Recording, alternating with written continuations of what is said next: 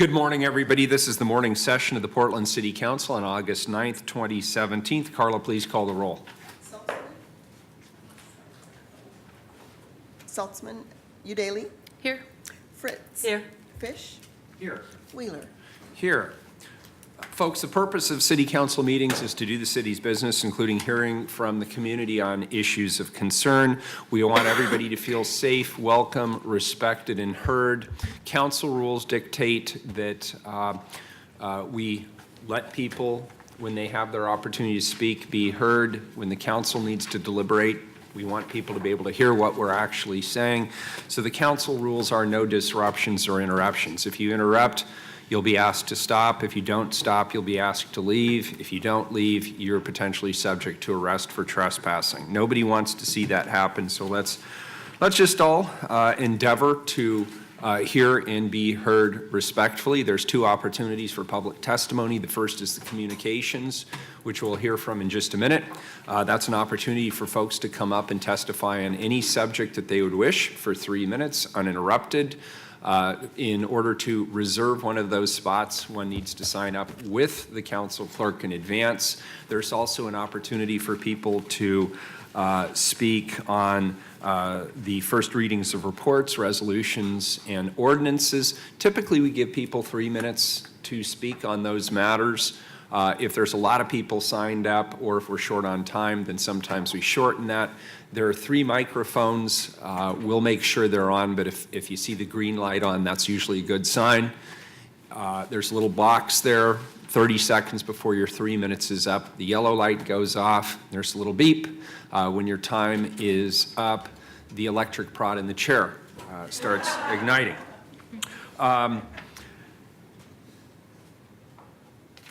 There's a tradition in the council. If you like what you're hearing, thumbs up. If you don't, thumbs down. It just keeps things moving along if people don't express themselves verbally. That's really helpful. So thank you. And with that, the first communications item, please, Carla. Item 874, request of Jan Johnson to address council regarding Freedom Cities. Good morning. Good morning. I'm Jan Johnson. I'm a Portland voter and a member of the People Powers Grassroots Mobilizing Organization. Can some of my fellow People Power folks please stand? All right, lots of people power today. Yeah. Good morning. We're here to talk about why the city, as well as the county, should adopt the ACLU's 9 model rules and policies. We think that the current policy for the city doesn't have enough teeth to really protect our immigrant neighbors. If we are meeting the Trump deportation agenda even halfway, we are normalizing fear. Some of our People Power volunteers in Hillsborough are delivering food and diapers to families of farm workers too afraid to even leave their homes to get groceries. We've had conversations with Presiding Judge Nan Waller about the courthouse where the city conducts its traffic court and other business. And she talks about not only the fear people have of reporting crimes, but even showing up as witnesses or any other part of the judicial system, which creates a lack of access to justice for all of us. We think the current policy invites some legal liability for the city. You'll see in some packets that we've made available for you kind of a little give and take between the ACLU's 9, the city's response, the ACLU's lawyers' response to this. You'll also see some news stories about Clackamas County and a 2014 Fourth Amendment suit that they lost. And there's also other elements in this packet. Commissioner Fish, in response to some questions you had to one of our fellow People Powers a couple weeks ago, there's a list compiled by one of my colleagues about all the ways the city touches immigrants in various bureaus and departments. There's also an email trail with the mayor's staff about why this issue is not being taken up at this time due to other important business. We recognize you have a lot of important business, but we see this as very important too. And we want all cities and all counties and all states to adopt the ACLU 9 in writing. We think it's going to take less time to deal with us than to keep, batting us away. We're not going away. We've got far more people than this writing letters and doing their part for immigrant justice. We are going to be back here before you and your council on August 23rd, if not sooner. We would love to have a continuing dialogue with you on this topic to make sure that good policies are even better and put in writing. Thank you. I would be Thank you. happy to entertain questions. Colleagues, any questions? Thank you for your time. We appreciate it. We appreciate your colleagues coming in too. Thank you. Thank you. Next item, please. 875, request of Catherine Smith to address council regarding issues with the police. Good morning. Good morning. My name is Catherine Smith. I timed this, I might go over about 20 seconds. Is that okay, Mayor Wheeler? Fine, go ahead. Okay. I'm addressing this to Mayor Wheeler mainly, but of course, all of you, it's very important because the mayor is a police commissioner, but it's important for everybody to know this. Mayor Wheeler, have you talked to PC Marshman asking him about the tactics used in my case or about transferring my case to another cop? That is about attempted murder done to me and my son remotely by some tigered cops. So we've had this conversation No. multiple times, and our staff has had this conversation multiple times with you. There is a jurisdictional issue here. We are not the Tigard Police. We are the Portland Police Right. Bureau. Okay. A brief answer because I want to get this all in. I live in Portland. The assaults are mainly happening in Portland. That makes it Portland's jurisdiction. It does, and they know that, and you should know that. Okay, let me try to get all this in since I spent a few seconds there. Since it appears someone put a gag order on you about my case, usually, although you are at fault because you seem to have agreed to it, I will make a few questions that you should have or likely would have asked me to obtain enough facts and evidence to be able to make a good legal decision about how to make Portland Police not continue to facilitate these daily assaults, threats, stalking, attempted murders, etc. For those of you who don't know, these mainly microwave and ultrasound weapons, voice-to-skull weapons, are easily verifiable. Question number one, since you say some tigered cops are shooting you remotely, how do you know it's them shooting you? Because they told me around late 2005, early 2006, they're shooting me with microwave weapons and ultrasound weapons. I also know it's them because when they shoot me, especially when it's a hard shot that feels like a needle was just stuck into me, they often make a comment taunting me about the pain they caused or the injury, burn, etc. they caused and where they shot me, even when I don't touch that place on me in response to the pain. Also, I recognize the voice of some of them because I've talked to some of them in person before. Question number two, how do they talk to you? They use voice-to-skull weapon technology. When used remotely, it goes through the cell phone towers.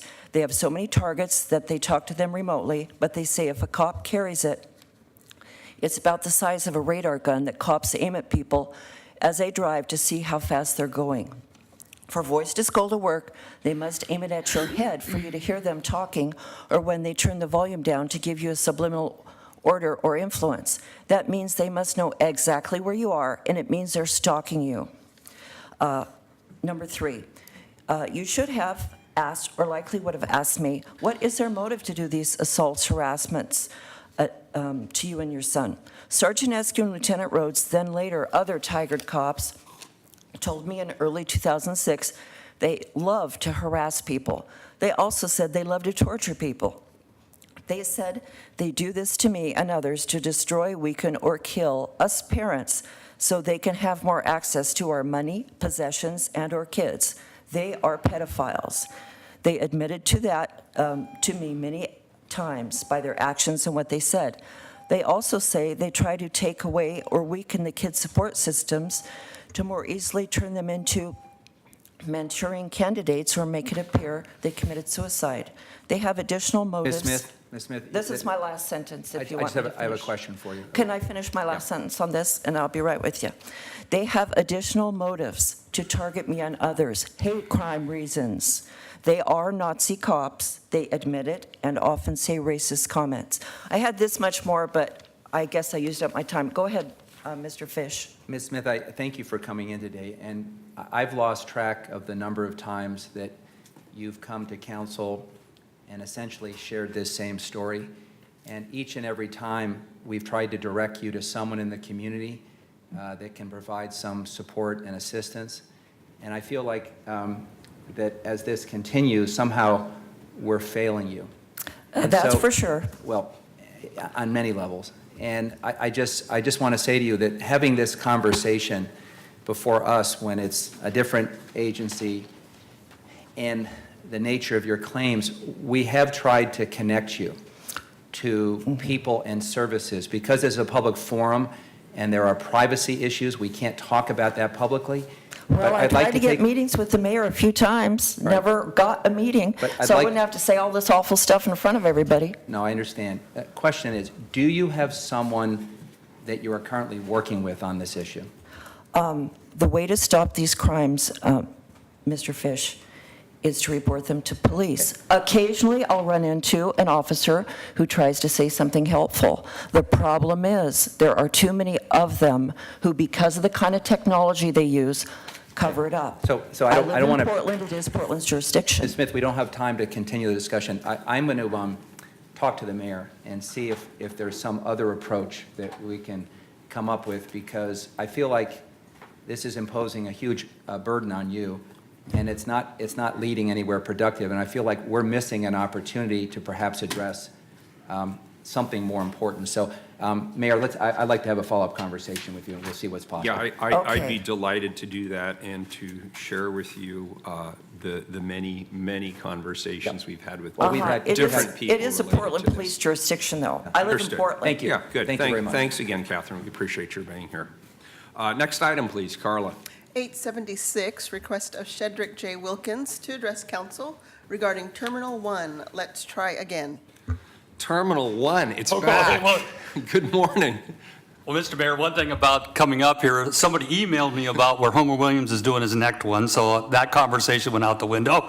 So I'm a homeless, kind of like alternative energy advocate, so, and she actually emailed me because I'm talking, so I'll email her back.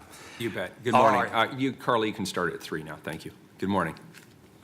Can I get going? I believe in alternative energy for reduced income people. The other day, my power went out in my apartment.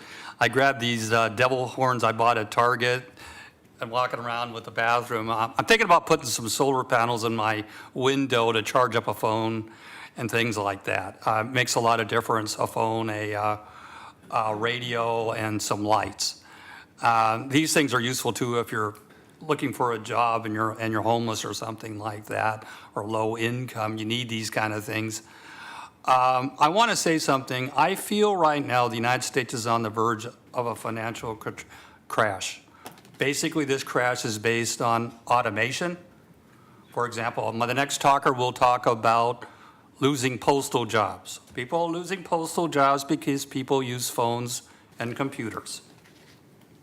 And in fact, I got my message by email and not by regular mail. This means there's decreased amount of, and President Trump will cut postal jobs.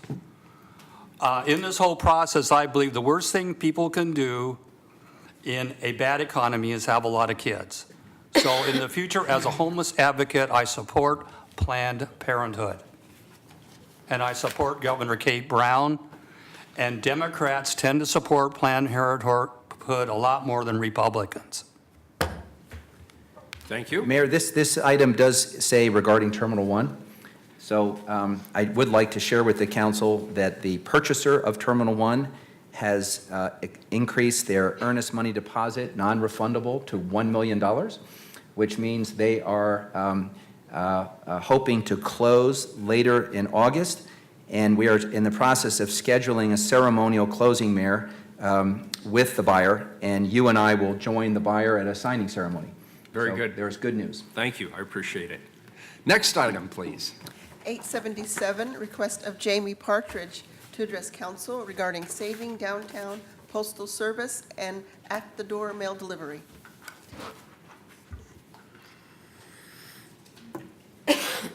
Good morning, sir. Good morning.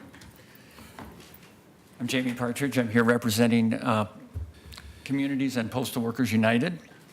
And I'm here because I've been unable to schedule, we've been unable to schedule a meeting with the mayor's staff for the last 6 months, so thought I'd come here.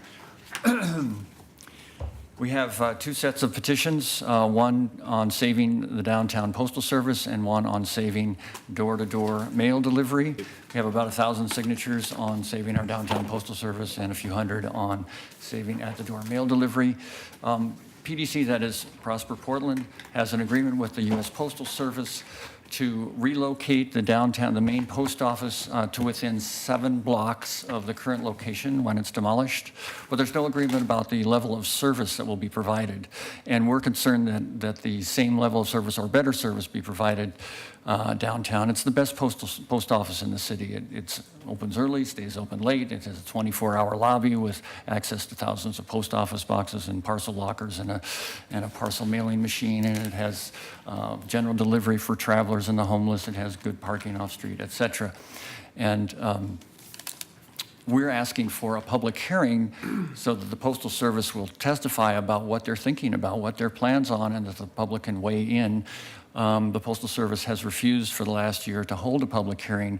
Title 39 of the Federal Code dictates that public elected officials hold hearings and have testimony from, and that's on the top of your packet, that Federal Code, and hear testimony. The second issue is that of saving at-the-door mail delivery. There's a bill before Congress, the Postal Reform Act of 2016, which has been passed out of committee, bipartisan, unanimous vote to go to the floor and it has a poison pill, Section 202, which would eliminate at-the-door delivery over time. That is, force everyone, residents and businesses, into cluster boxes down the block, around the street, around the corner, or at the curb delivery, which would severely impact service for frail, elderly, disabled people, and of course businesses, and eliminate tens of thousands of letter carrier good living wage jobs. So we're asking that you pass a resolution or send a letter in support of at-the-door delivery. And I'm happy to answer any questions you might have about these two petitions. We're asking for a public hearing on the downtown postal service and a letter or resolution on at-the-door delivery. Colleagues, any questions? I thought the post office is in the Constitution, is that correct? I'm sorry? The post office is in the Constitution. That's right. So what, does it specify what the post office means? Do you happen to know? What the post office what? When it's referred to in the Constitution of the United States, do you know what was? It doesn't say that it has to be public. It could be privatized. It doesn't say that there has to be universal delivery, which it currently there is. So it's, we can't rely on just lawyers to make this happen. No, but it is quite special to be named Yes, in the Constitution. yes. Thank you very much for being It's the here. only federal agency. Yeah, I want to apologize. A couple of people have mentioned today that they were not able to secure meetings with me, and I do want to apologize. But we It's were a actually very- just trying to get a meeting with your staff. Yeah, We well, weren't even here's able to do that. the deal. There are over 600,000 people in the city. A typical non-council day for me has between 14 and 16 meetings. We're actually extending that even farther. So I will now be taking breakfast time meetings every day, with the exception of Friday, because I still do want to take my daughter to school at least once a week. But I just want people to know it's not that we don't want to have meetings, don't take meetings. We have so much time in the day and every day we get dozens of requests for meetings. So please do not take it personally if we don't extend a personal meeting to everybody who requests one. And I wish we could. I would love to have a staff 3 times larger than the staff I have, and we will be talking during the next budget season about the capacity in the mayor's office. For now, we're working with the capacity that we inherited for the second half of the year. We've extended it a few more bodies for the current fiscal year that we've just entered.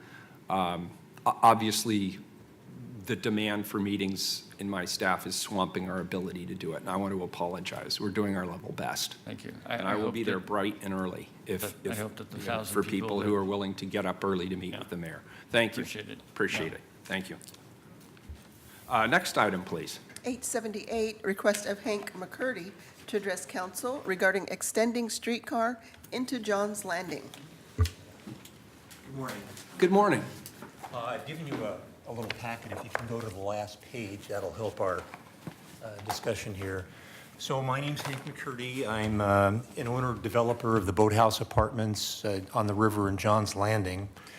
And it's my understanding that there's a discussion in the city about extending the streetcar to Hamilton Court, which is the southern boundary of the south waterfront. So I'm here to urge you to extend it much further. So if you look at the map, I've got two arrows. I think the first one is Hamilton Court. The second one is where our apartment is. And if you look at the Hamilton Court area, you see there's a bottleneck, and it's simply ineffective for the people at, in John's Landing. So the population in John's Landing is growing.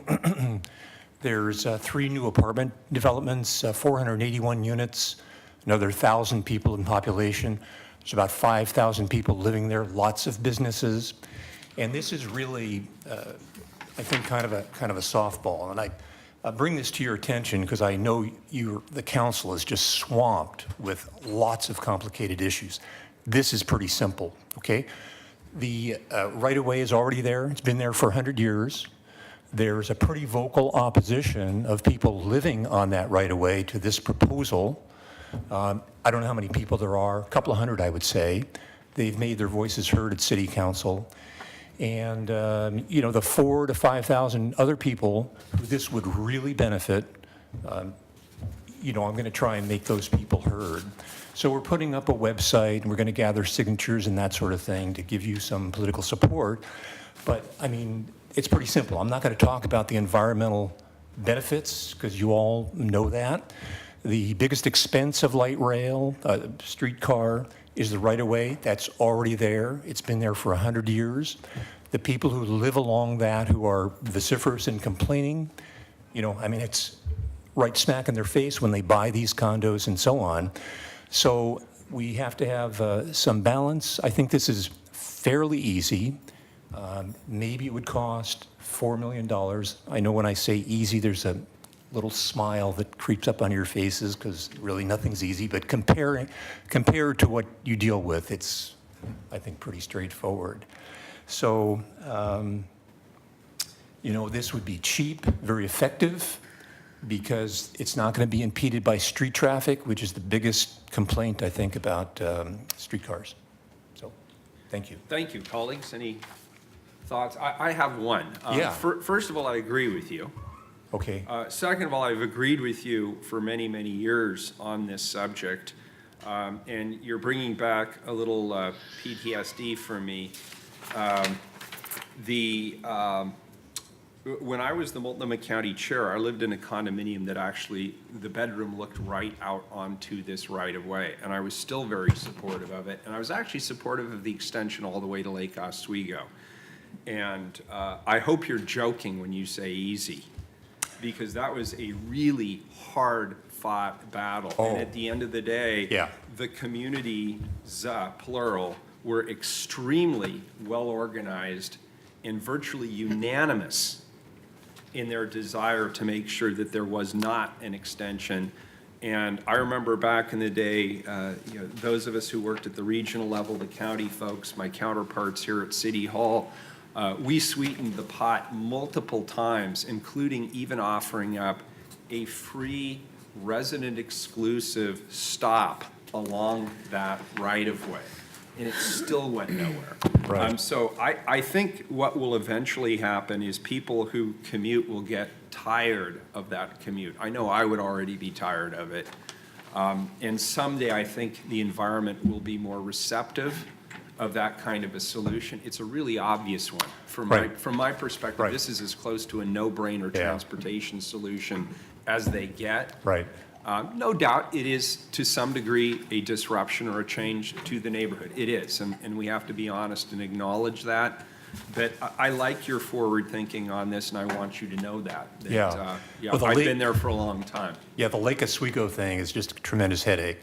You know, into John's Landing, I don't think. Now, when I say this is easy, I want to add some levity to your day.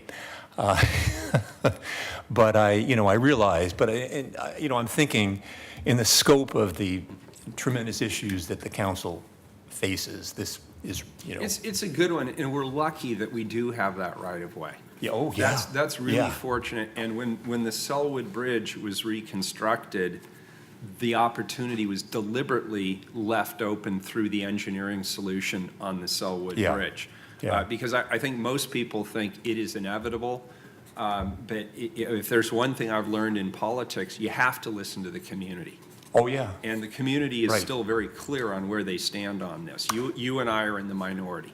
Right. Well, I'm not sure if that's the case in John's Landing, and I'm going to make the effort to show you that, And I really appreciate that. that the 4,000 people versus the couple of hundred people. Yeah, I mean, what could be better? I mean, walk outside from your Right. home and a few minutes later be in the downtown core. It'd be great. It's quiet. Commissioner Fritz. I'd just like to provide some context from the city's perspective, since I was involved in that. There's also the question of what's the most urgent need for streetcar. If I had the ability just to say, Foster Road, a circle route along the north-south routes in East Portland, where being near the streetcar could actually stimulate development. And the downside of being on the unused trolley track is that it's not necessarily going to bring the investment in the adjacent properties. That is one of the chief reasons that I've supported streetcar in the past. Yeah. So my response to that is that volume pricing, tack this on to the Foster Road thing, it's going to be cheaper. Thank you very much. Good. Hey, thank you for coming in. We sure appreciate it. Thanks for everybody who testified this morning. All right, first, let's see. Yeah, let's do the time certains, and then we'll go to the consent agenda. Could you please read the Mayor, first? I won't be Commissioner here. Fish? I won't be here, so let's at least adopt those portions. So you're leaving at what time, Commissioner Fish? 10:20. 10:20, and we have you, Commissioner Udaly? I was kidding. I'll be You were here- kidding. I'll be here Okay, all good. day. Suggestion is we How many adopt those. items have been pulled from the consent agenda? 883 and 886. 883 and 886. Commissioner Saltzman, it's my understanding that 886, you've requested to pull that until next week, is that correct? Let me check here. Yes, that's correct. Okay, so that one is off the table. 883, first of all, let's call the roll on the remainder other than 883, please. And 886, correct. Saltzman, And Aye. 886. Udaly, Aye. Fritz. Fish. Aye. Wheeler. Aye, the consent agenda is adopted. Call 883.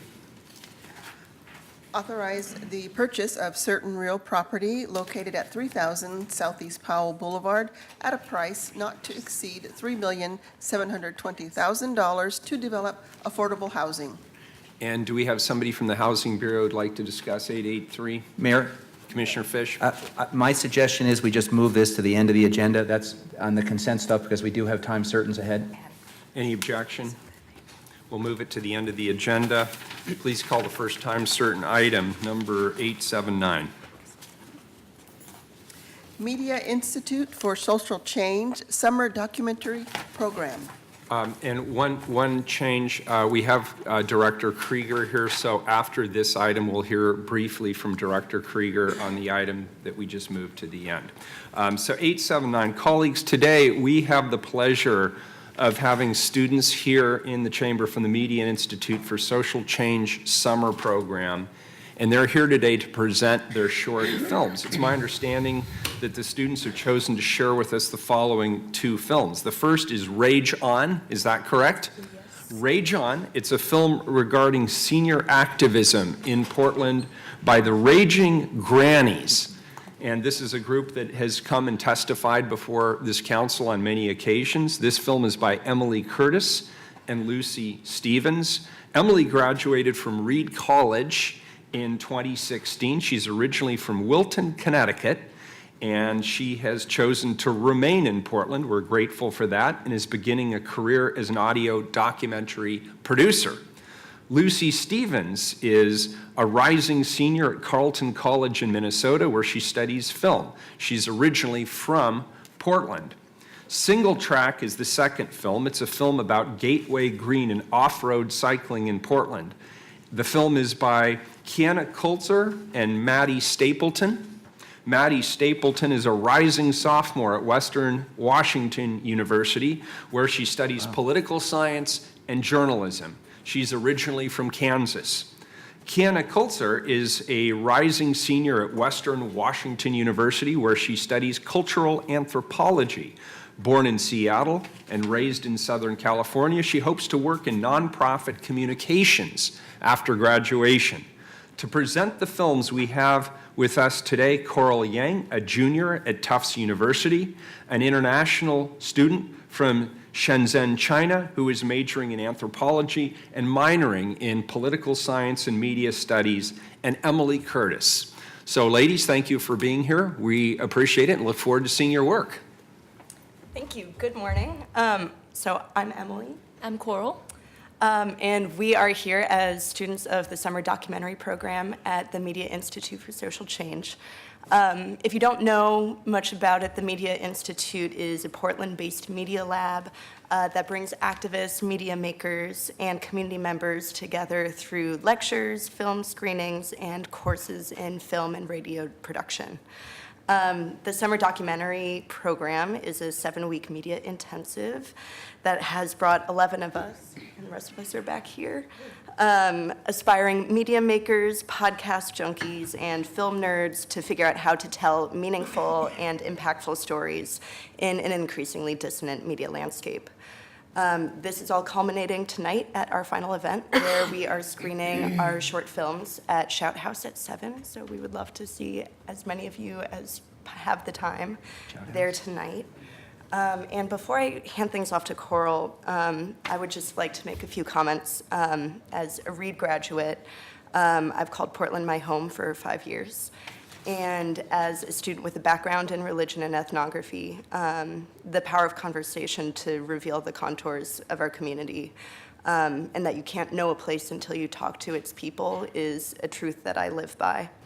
And one of the great revelations of my work this summer at the Media Institute has been the privilege of being able to live in a city that reflects those values in its media landscape.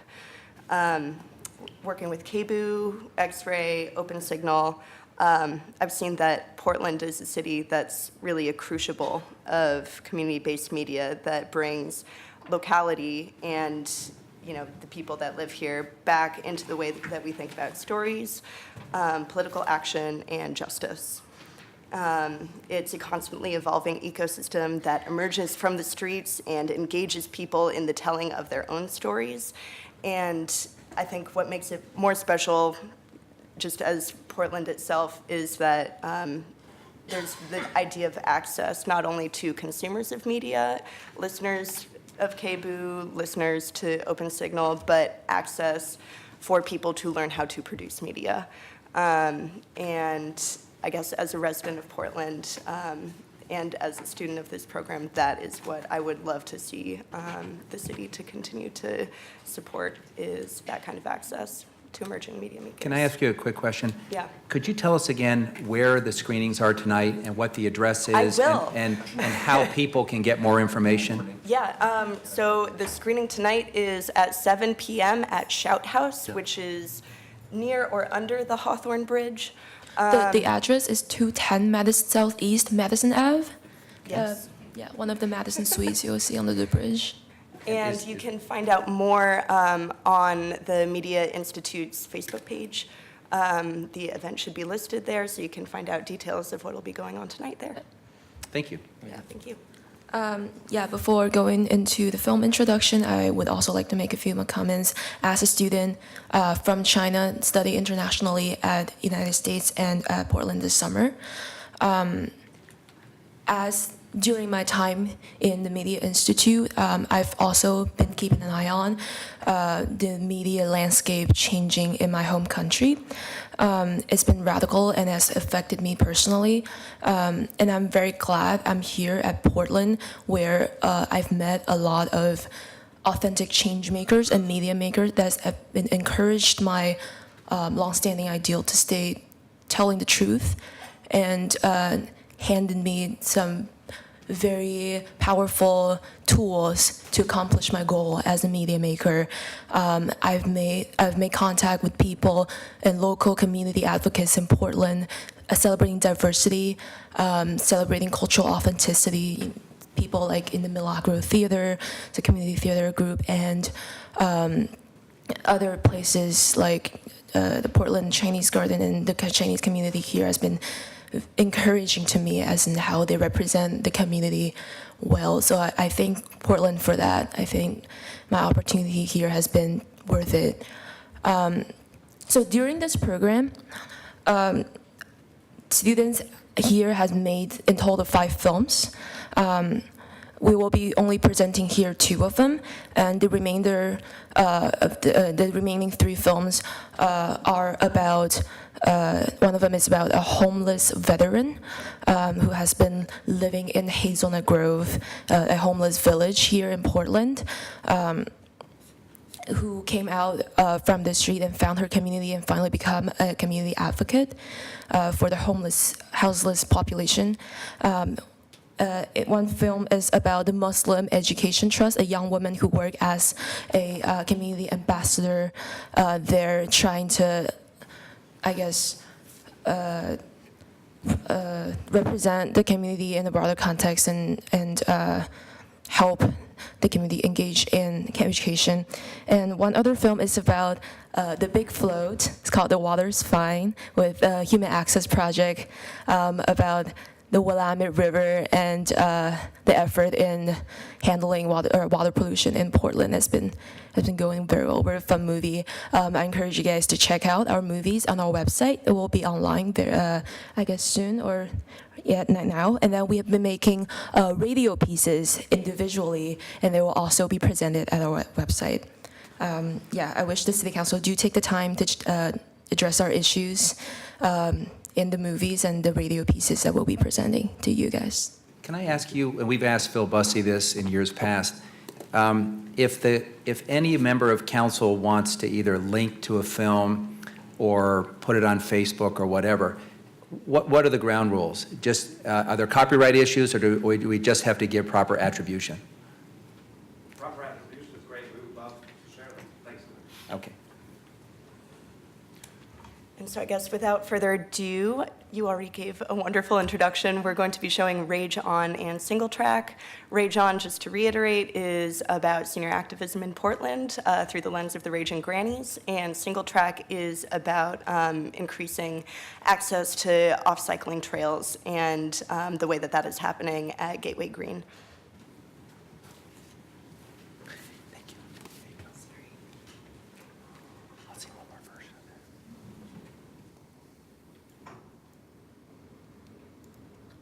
Tell them about your 8-year-old. Social justice.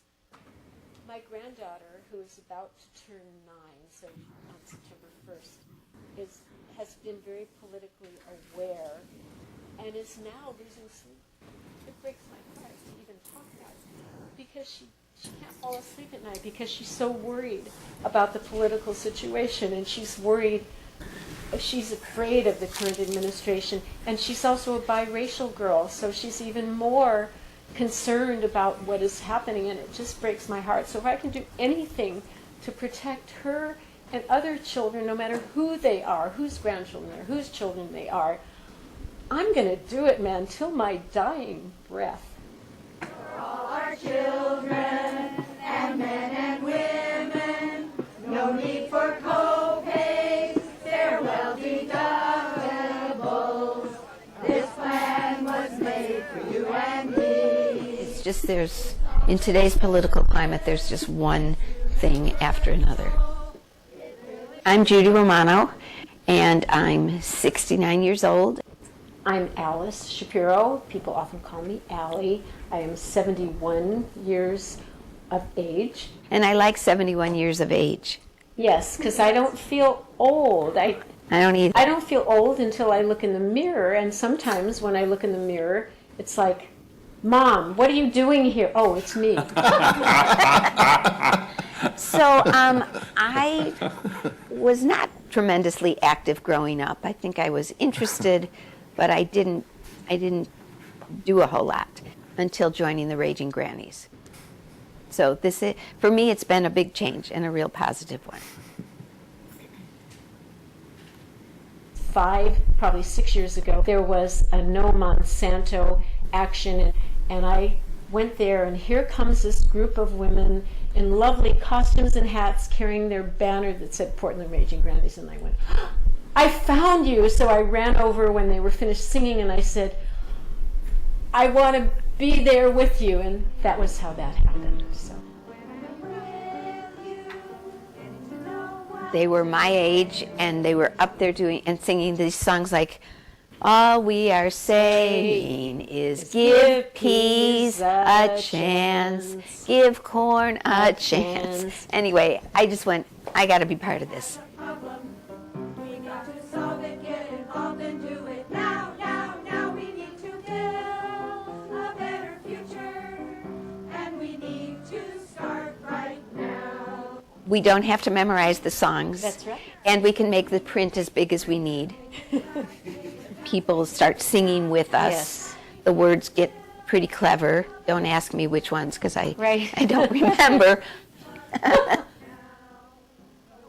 They go wild for us. They really do. I've never had that in my life. Yeah. You know, I mean, it's really something. So I think we're blowing any little old lady stereotypes because we're not. Right now.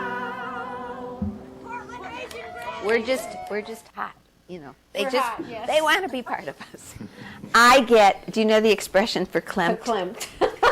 It's like you tear up, but you're not really crying. You just get very emotional at the Pride Parade. It is unbelievable. And the love that we're pouring out and the love that's coming to us. And we've often talked about how we probably represent to a lot of people who have come out, their grandparents or their mothers or aunts or whatever who haven't accepted them, and we're marching and accepting them. And the outpouring of love is just, sometimes I can hardly get the words out. I'm just really moved. Y'all better give it up for my granny! Older white woman who's physically not very large, I have a lot more latitude. I'm not as likely to be targeted. I can speak, even though sometimes I know I don't represent, and I haven't walked in the shoes of people of color or of immigrants. I can still use my voice, and I won't be put down. I won't be silenced as quickly. I won't be arrested as quickly. I won't feel threatened as quickly. Yes, we cannot deny our privilege. We have this privilege, and now let's use it to the good. When we're out there and younger people are out there, we're in this together. Yes. And we could, we're retired women, we could be, you know, just sitting back and playing bridge and eating bonbons, but we're not just doing that. So we are still involved and still active, and I think that, you know, to show that we're in this with you. We're not just like, oh, well, we had our education, we had our lives, we're retired, we're, you know, it's up to you now. We're not doing that. We're not taking that position. We're in it together. I don't know what you've been told. I don't know what you've been told. We get strong as we get old. Rage on. Rage on. Stay strong. Stay strong. Portland Raging Grannies. Rage on. We still got so low.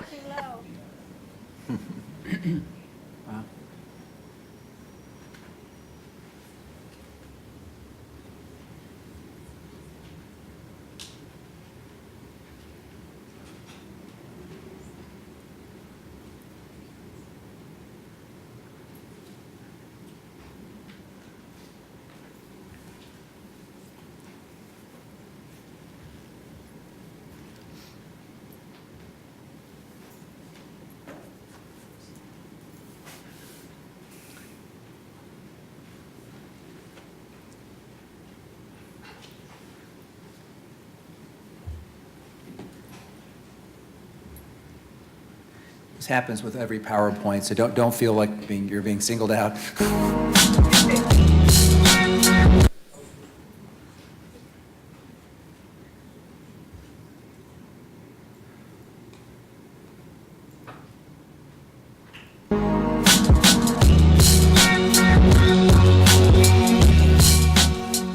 Gosh, it's hard to even put into words what it would mean, the value it would bring to my life to have easy access for off-road cycling.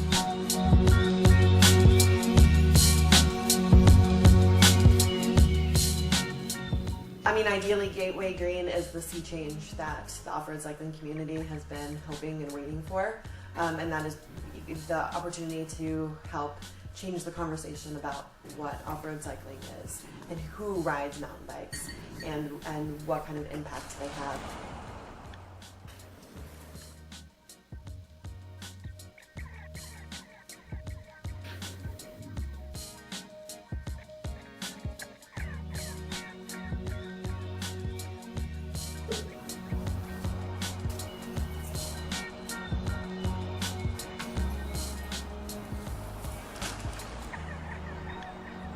I've been working as a park advocate for getting more parks in East Portland for more than 30 years. There's been a big need for a bike park in Portland area.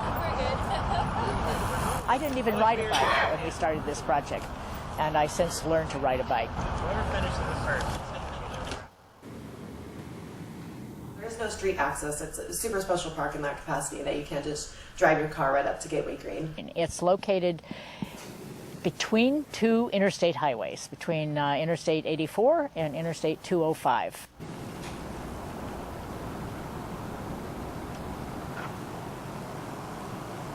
When I came to mountain biking, I was fairly fresh out of college, and I wasn't quite sure who I was. And was like, okay, I guess this is it, but there's got to be something more. And so mountain biking was introduced to me. And I would go out every single weekend and learn how to ride. I found myself there. I found myself on my bike, and I found myself in the people that I was riding bikes with. I love riding my bike, but if I had the chance to do more of my commute on an unpaved surface through a treed landscape where I could hear the birds, what a beautiful way to wake up in the morning, or what a nice way to come down from the stress of a work day. It's not the super adrenaline based daredevil hyper masculine activity. You see adults out there that it's clear they're trying mountain biking for the first time, just coming to our sport. And then you see little kids out there with scooter bikes. They don't even have pedals yet. The thing that really I thought was expressed the most by the community is they wanted to make sure that there were lots of activities for young kids, that it wasn't going to be just a park mostly for grown-ups. Go, go, go!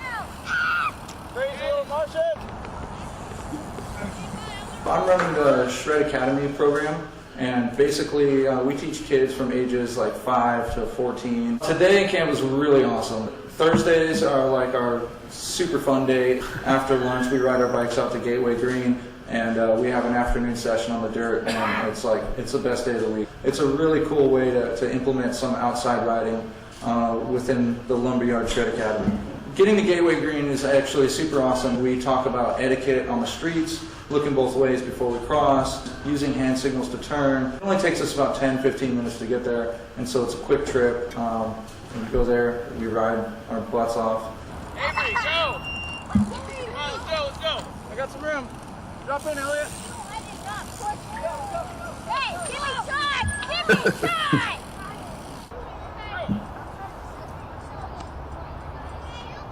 The kids are so psyched to go, and when it's time to leave, they don't want to leave. And then on Friday, they ask to go again.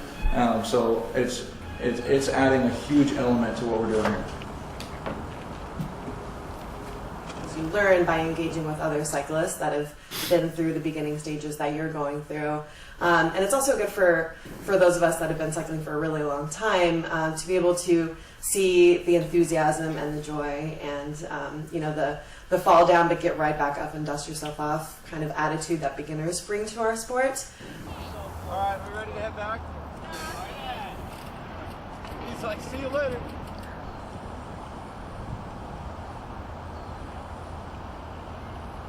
So another really valuable characteristic of Gateway Green being located in East Portland is that East Portland has the highest percentage of school-age children in the entire city of Portland, but it's also our most park-deficient neighborhood in the whole city. So tons of kids that need safe places to play, but they haven't had it up until now. I think like having this sort of situation for kids is super important because there's some kids out there like myself that grew up with like ADD, and so this is really great outlet for these kids to be able to accomplish their own personal goals on their bike. So I am optimistic that we're at a turning point right now in the city of Portland when it comes to off-road cycling access, and we're really excited that Gateway Green will stand to be the standard at which we will look and hopefully educate people that it's really open to everybody. And a really healthy way to get out there, spend some time in nature, spend time with your friends. The more we can do to bring people together, enjoying themselves, the more they're comfortable being around each other and the more they value the diversity of the area. We can have more of a conversation to determine where else mountain bikers could ride their bikes here in Portland.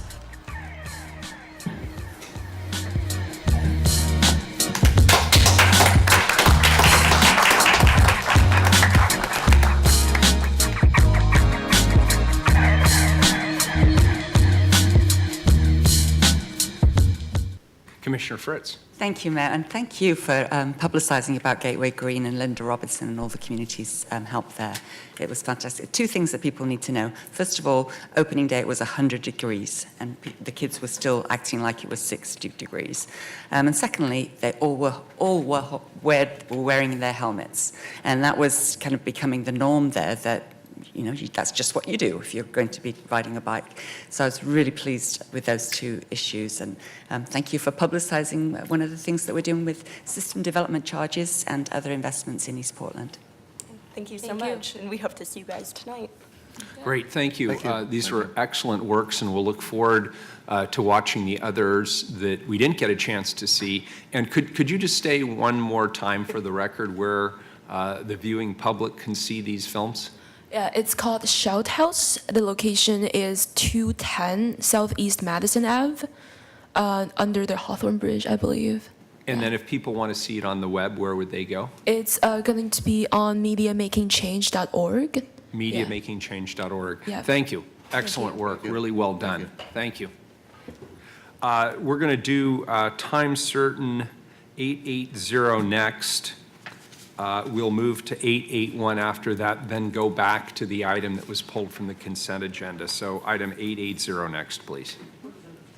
880, approve new construction financing in a total amount of $1,377,173 for new meadows from the Interstate Corridor Urban Renewal Area. Colleagues, this is a joint venture between Bridge Meadows and New Avenues for Youth. This would be new construction of a 15-unit multifamily rental property that will house former foster youth who have aged out of the foster care system and may be homeless or facing homelessness, possibly with a dependent. This is a companion project to the successful intergenerational Bridge Meadows project nearby. Of the total cost of the project, approximately $3.9 million, nearly $2 million will be paid for from private sector donations. A private donor has also contributed $1 million in operating subsidy for the first 5 years of operations in order to allow time for the project to bring together various funding sources that may be available to former foster youth being housed. Because residents are not expected to arrive initially with incomes, all of the units are restricted to those at or below 30% MFI, which is $15,690 for a household of one and $17,940 if with a dependent household of two. I will let Kurt talk about the funding sources, and just as a note, I will make sure everybody is invited to the groundbreaking. Director Krieger. Yes, thank you very much, Mayor, members of council. It's my pleasure to be here today. Really the last action before us, the loan before you will close tomorrow. And it's important to note that of the sum, $1,377,173, this occurs in two allocations under two different housing commissioners.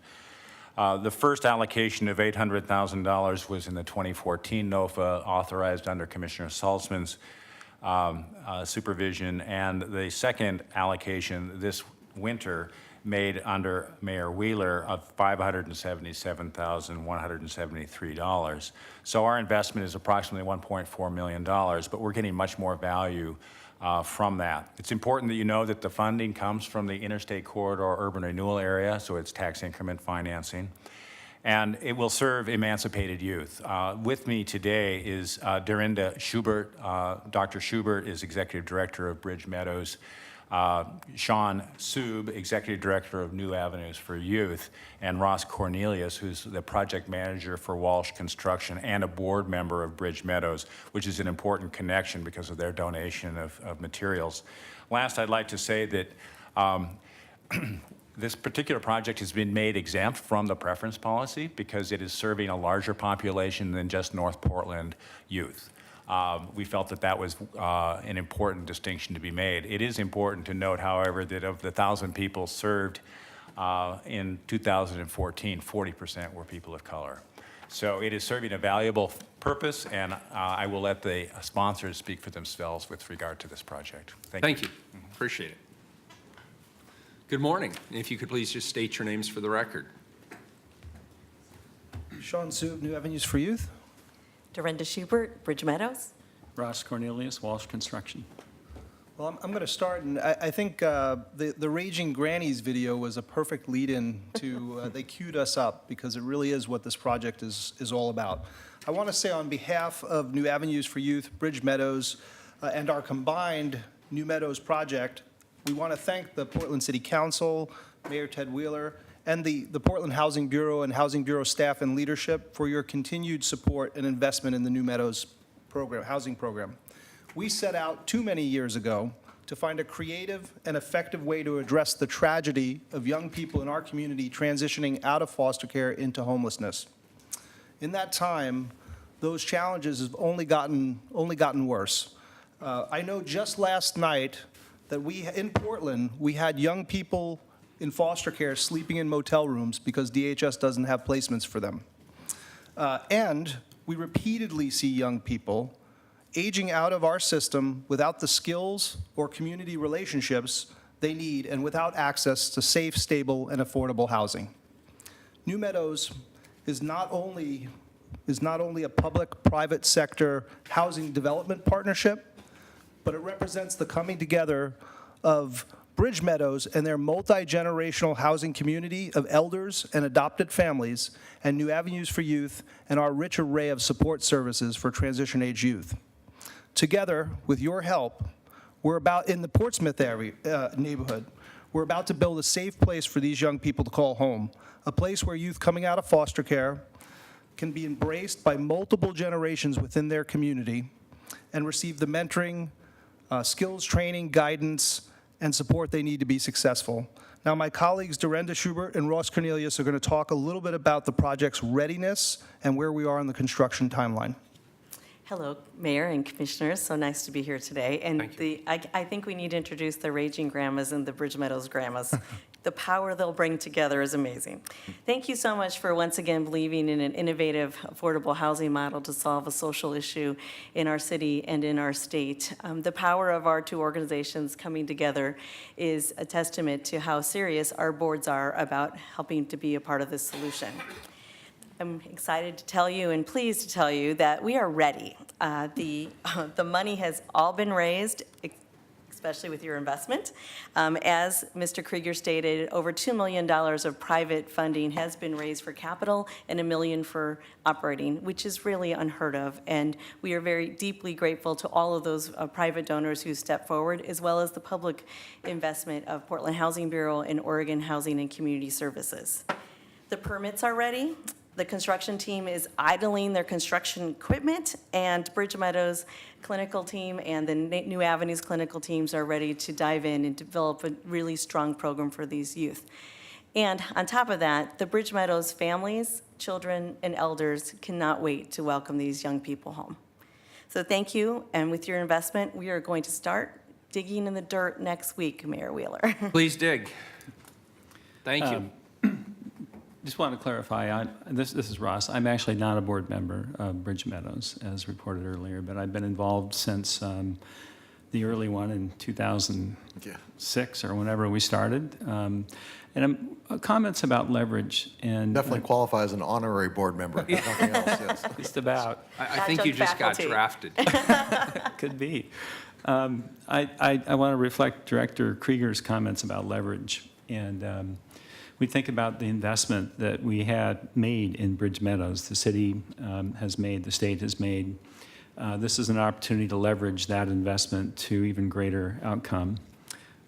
We're often looking for partnerships, not only public-private, but as was mentioned, between two very skilled and capacity nonprofits to perform and meet a need that isn't really met right now. This is an unmet need. These kids that are aging out have nowhere to go. And so we are taking on a very innovative approach here. This hasn't been done before.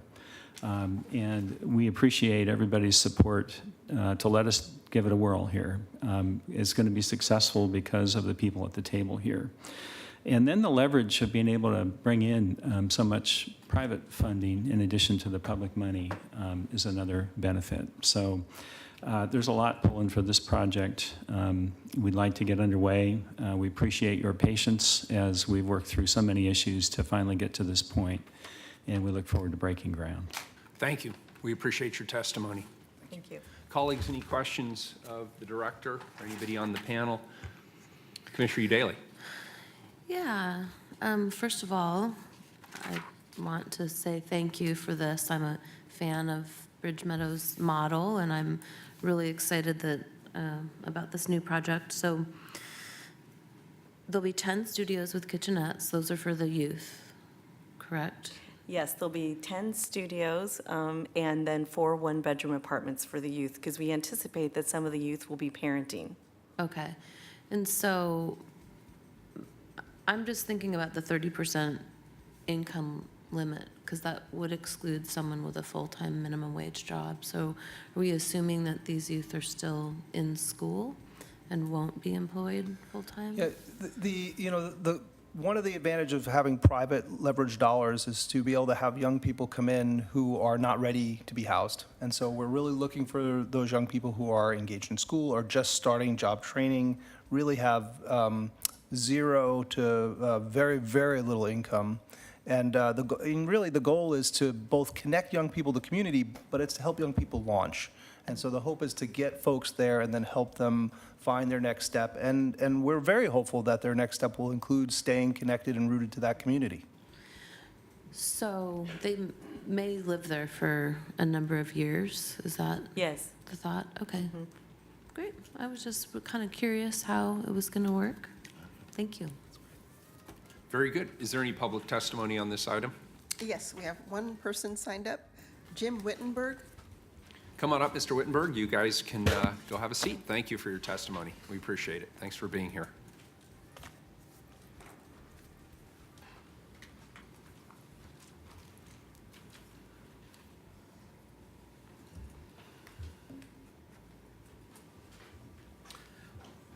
Good morning. Good morning, Mayor Wheeler, Commissioners.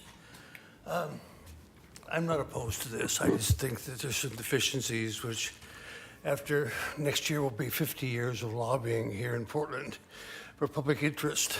My first lobbying job was with with Tom Hartung, to go to Salem so we could take people who were addicted to cocaine and opioids and other drugs like marijuana, so we could, at that time they had to be convicted of a crime and sentenced. And then they could go in and have treatment in the state. And that was the only way they could do it, whether it was a severe marijuana addiction or whether it was hard narcotics today.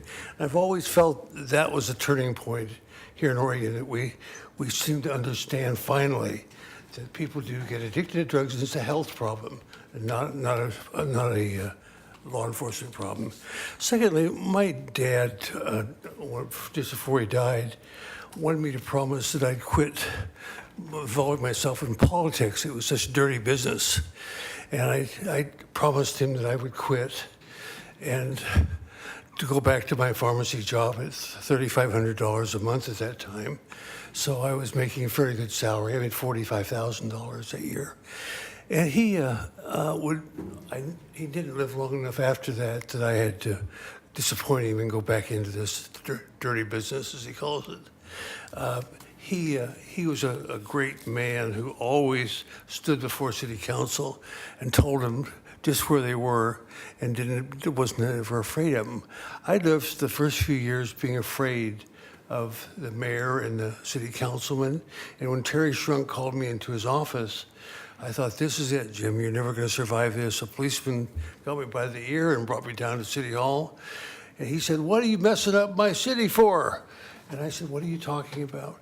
And he didn't like the fact we had formed the Oregon Council on Drug Problems at that time, worked with the alcohol and drug section in the state. And we would do benefits before PTAs like Park Rose, who had 700 people at it.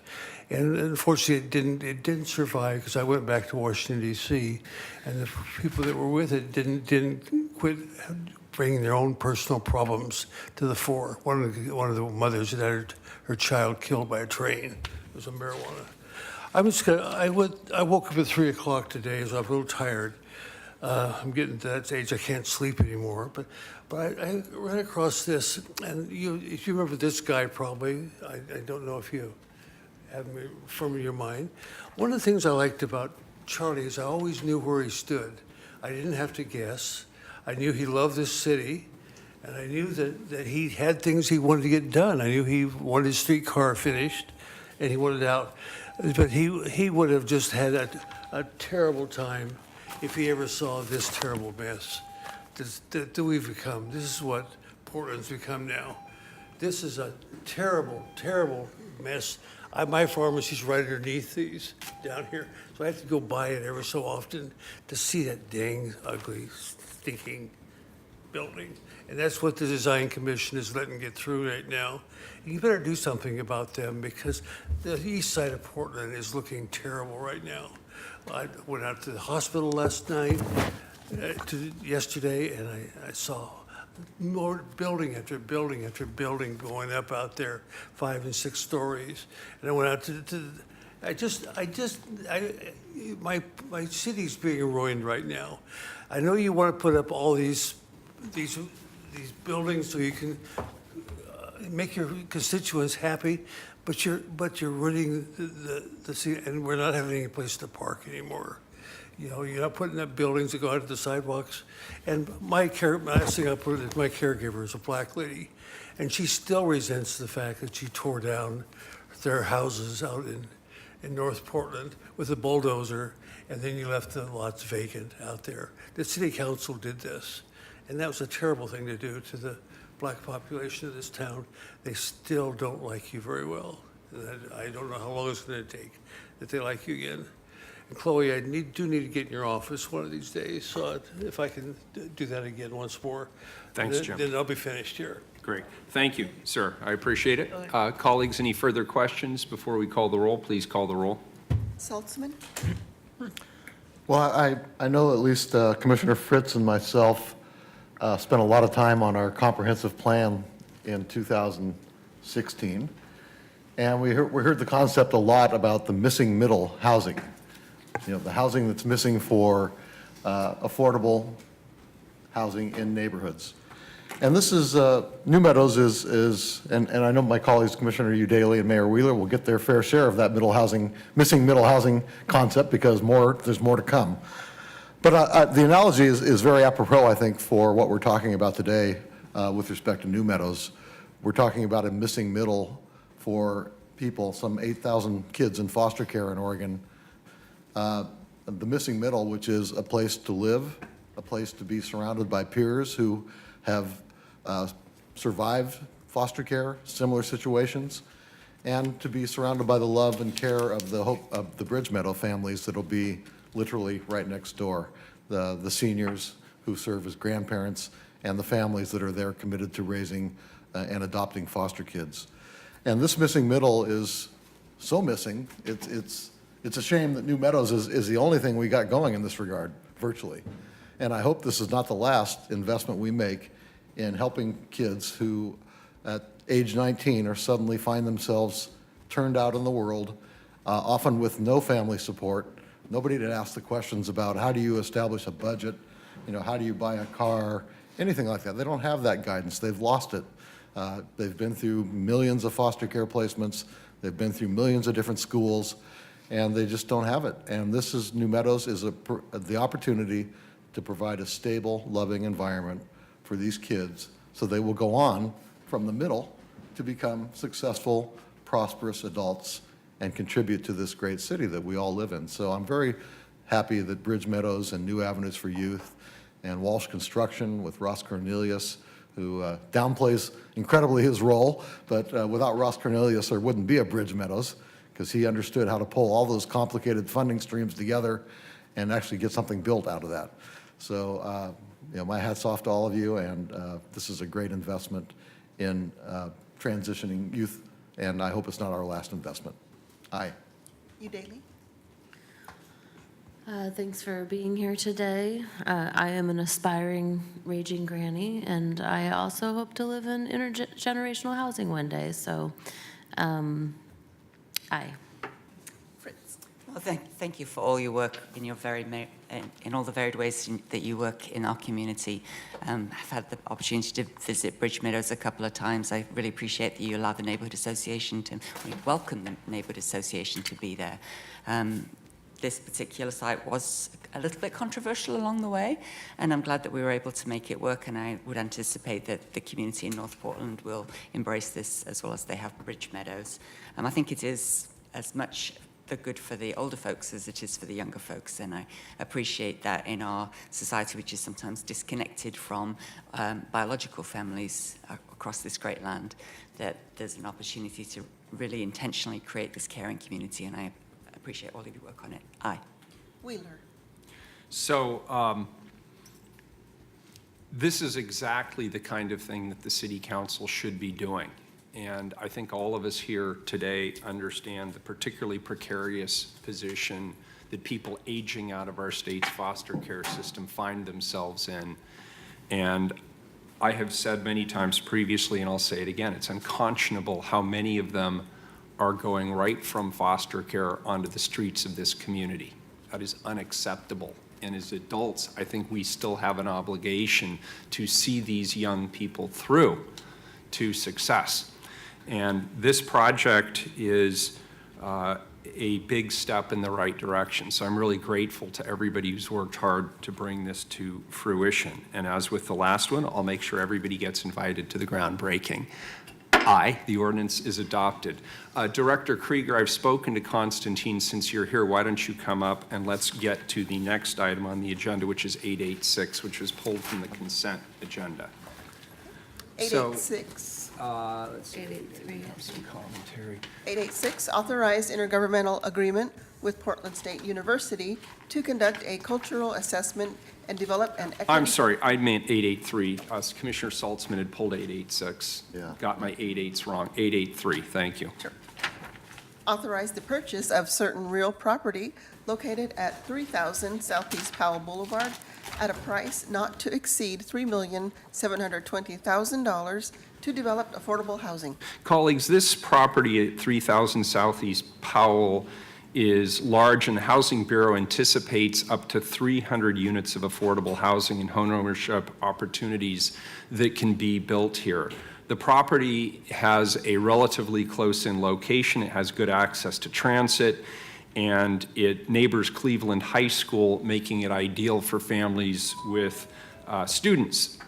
We're using all the tools available to help us move on addressing housing affordability, in this case, funding from hotels and short-term rentals. We could use bond proceeds to develop the property if it meets the final criteria that you will vote on in the not-too-distant future. Stakeholders in the Bond Oversight Committee have been working diligently on those criteria. We could also bring other resources to the table for affordable housing. The most innovative part of this particular proposal is that while it's being permitted, we can use the space temporarily as shelter space. And I've directed the Housing Bureau to pursue this option with the Joint Office of Homelessness Services and the county.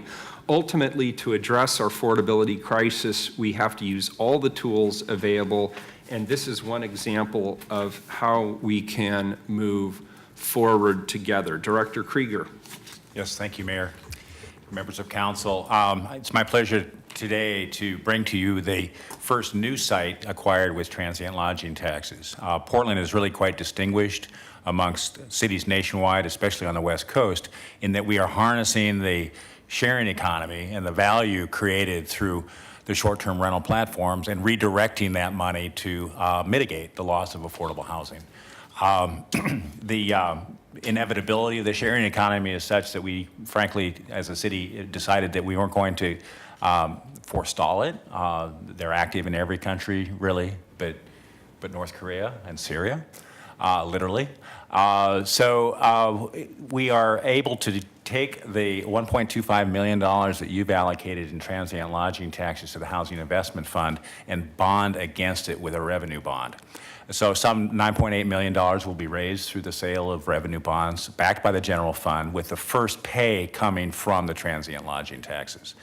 Last summer, I was before you when the Powell Division Corridor locally preferred action plan was under consideration, and the East Portland advocate community had asked for a commitment from the city for 300 units of housing in the corridor. And at that time, nearly a year ago, exactly, I committed to do that. And the council was somewhat surprised that I didn't also ask for more money. I said at that time that the just approved 2017-18 budget was sufficient for us to accomplish this. So we began looking last summer for appropriate properties that were large enough to hold a significant investment in affordable housing. This particular site has been the location of the Safari Club, one of 54 strip clubs in Portland. It is zoned appropriately for our intended use, and as the mayor indicated, we have an interim use in mind. I would say that because it's immediately across the street from Cleveland High School, that our preference would be, if used as a shelter, that it be confined to women or to families. We think this neighborhood might have suffered quite long enough with having a strip club across the street from a high school. We do, insofar as next steps are concerned, we would like to consult with the adjacent neighborhood. There is a residential neighborhood to the south, and consider ways in which the property can be designed in a way that enhances their value and ensures that impacts are reduced as much as possible. There is some historic fill on the property, and the price of the property was reduced during negotiation to account for the necessary removal of that fill. It must have been an unauthorized landfill of some material because methane was detected in our due diligence. So we've conducted both level 1 and level 2 environmental assessments with the full knowledge that we would have to mitigate that, and that will be a cost of the project. I'd be happy to answer any other questions that you might Colleagues, have. any questions? Any public testimony on this item? I didn't have a sign-up sheet. Please call the roll. We have one individual who'd like to speak.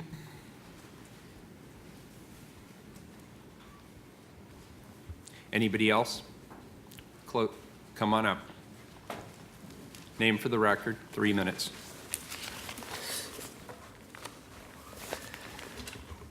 Yes, my name is Lightning. I represent Lightning Super Watchdog X.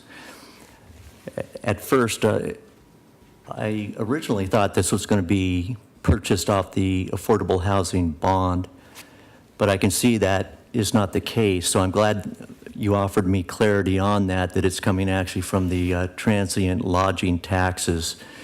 And then you've leveraged out a bond up to $9.8 million, my understanding. So I'm at total agreement on that. Again, I like the numbers that I'm seeing as far as your projecting out maybe 100 to 300 affordable housing units. Again, I want to have a clear understanding when these projects are being presented, is one of the main focuses I want to see on these type of projects is how many jobs will be created when we do these projects, because a lot of times on presentations, I don't hear that, and I want to have a clear understanding when you're putting these package deals together, how many jobs will you be creating on these type of projects? It's very important to me to have an understanding, clear understanding on that. Again, I like the overall location. I understand the existing building there. I assume you'll be demolishing that building and having that removed. Sometimes I like to have that removal of the building itself negotiated in the original deal up front to the current property owners. And you've stated, again, you've done a level 1, level 2, so I feel confident you've done an assessment on any environmental issues on the property, on the land itself, but I want to have a more of a clear understanding of the building that's currently there, any environmental issues that could be in the building itself, and possibly more of an estimate on when you do remove the building, what the overall cost will be on that. Sometimes I like to just have that up front to have a clear understanding before you move forward on the new development.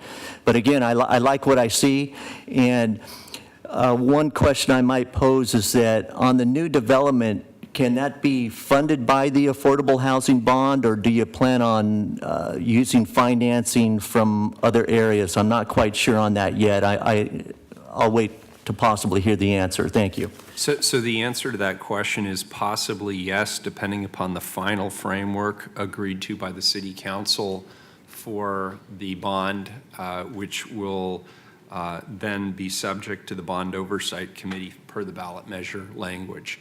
But seeing the urgency to this issue, we are being flexible in terms of our source of funding, and if it's not appropriate for the bond, we already have this alternative set up through the lodging tax structure. So we're ready to go.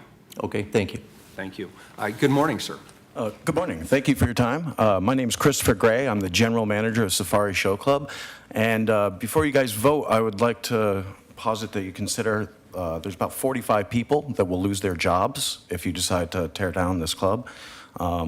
Most of my staff are heavily licensed by the DPSST, the OLCC, and we have done great work in the last year since I took over management of the establishment to clean up our particular area. We have fostered a strong relationship with the Portland Police, and I mean, we've had only 2 calls to the police in the last 9 months, which is exceptional for any bar, let alone a strip club. Most of the problems in that neighborhood come from the Motel 6 that is located next door. Just 2 months ago, they found a dead prostitute in there. That's the source of issues on Powell, is a Motel 6 that doesn't require a credit card to get a room, and that just fosters a really poisonous environment. I mean, you guys can blame Safari Show Club for any issues over there, but we have done great work in cleaning up our area.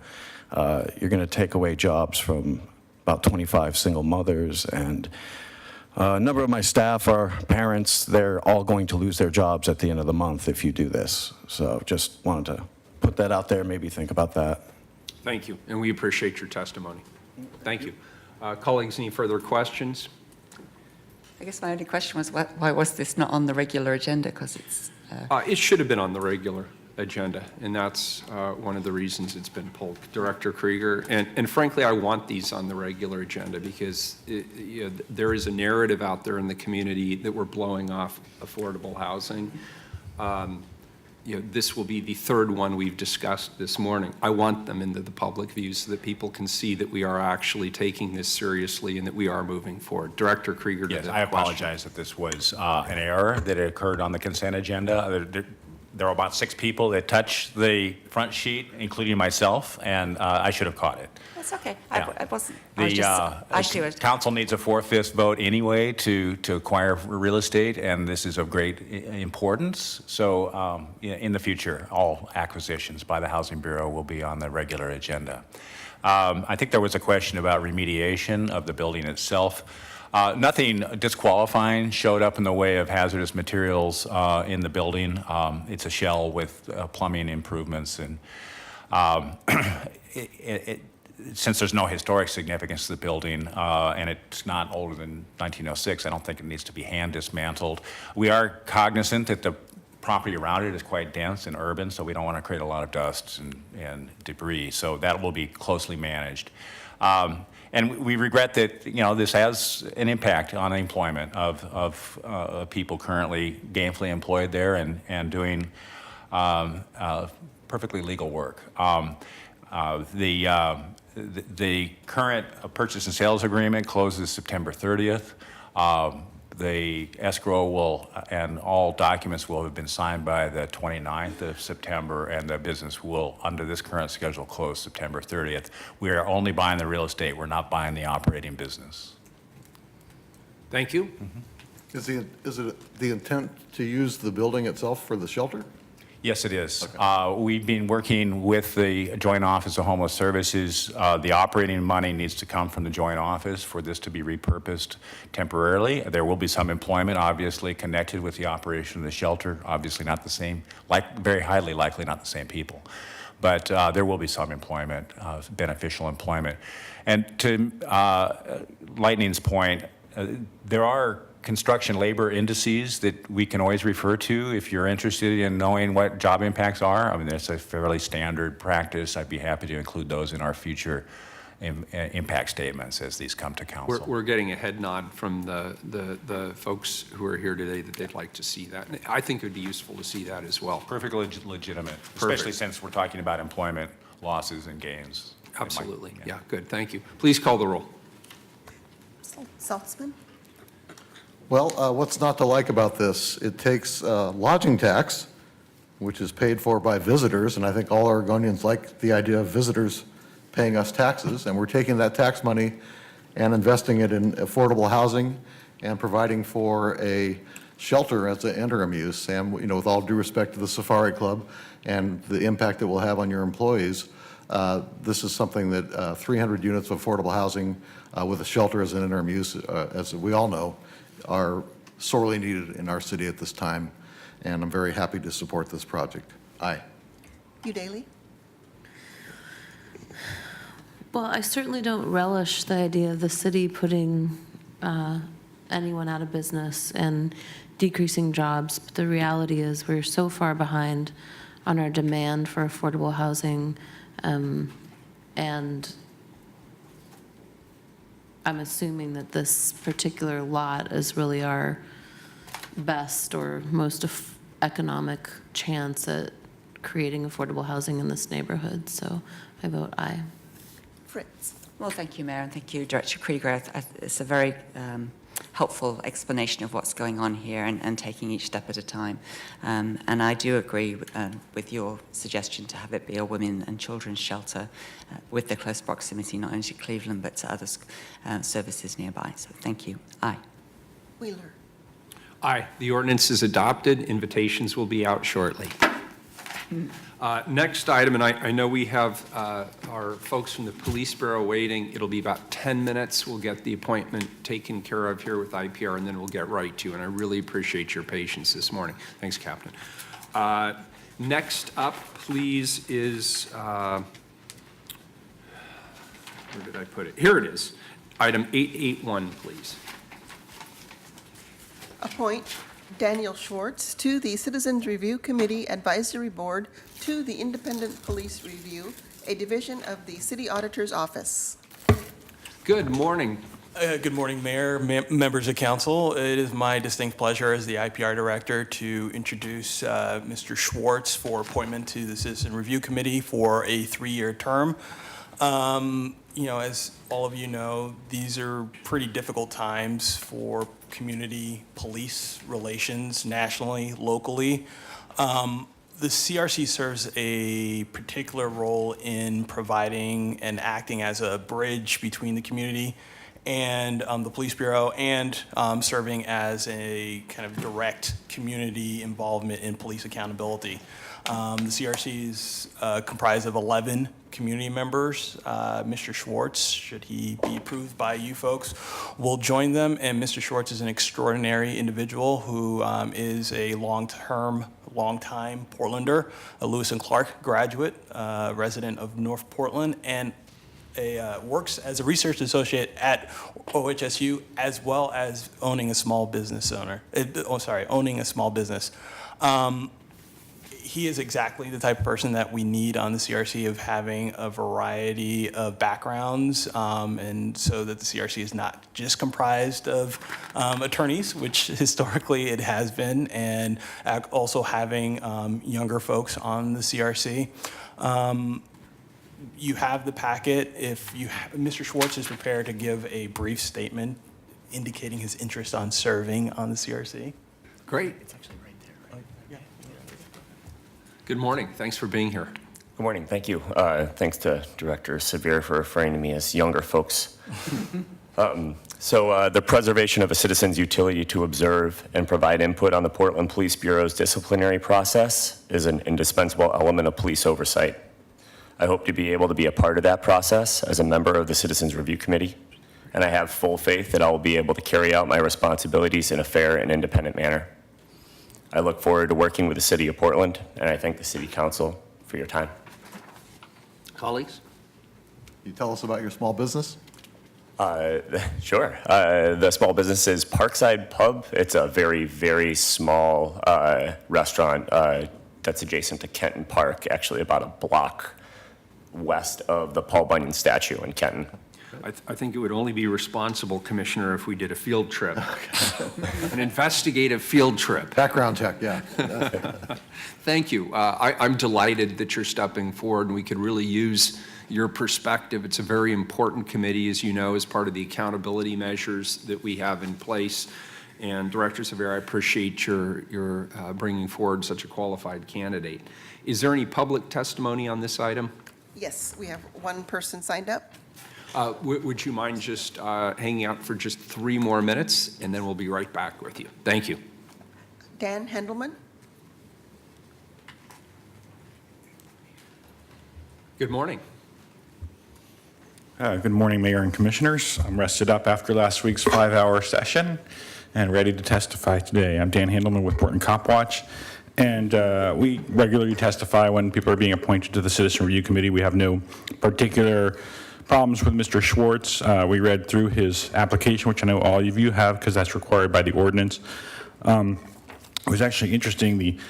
The application seems to have a new question on it, which I don't recognize. It has described your comfort level disagreeing with a community member who thinks an officer engaged in misconduct, but the evidence does not support the allegation.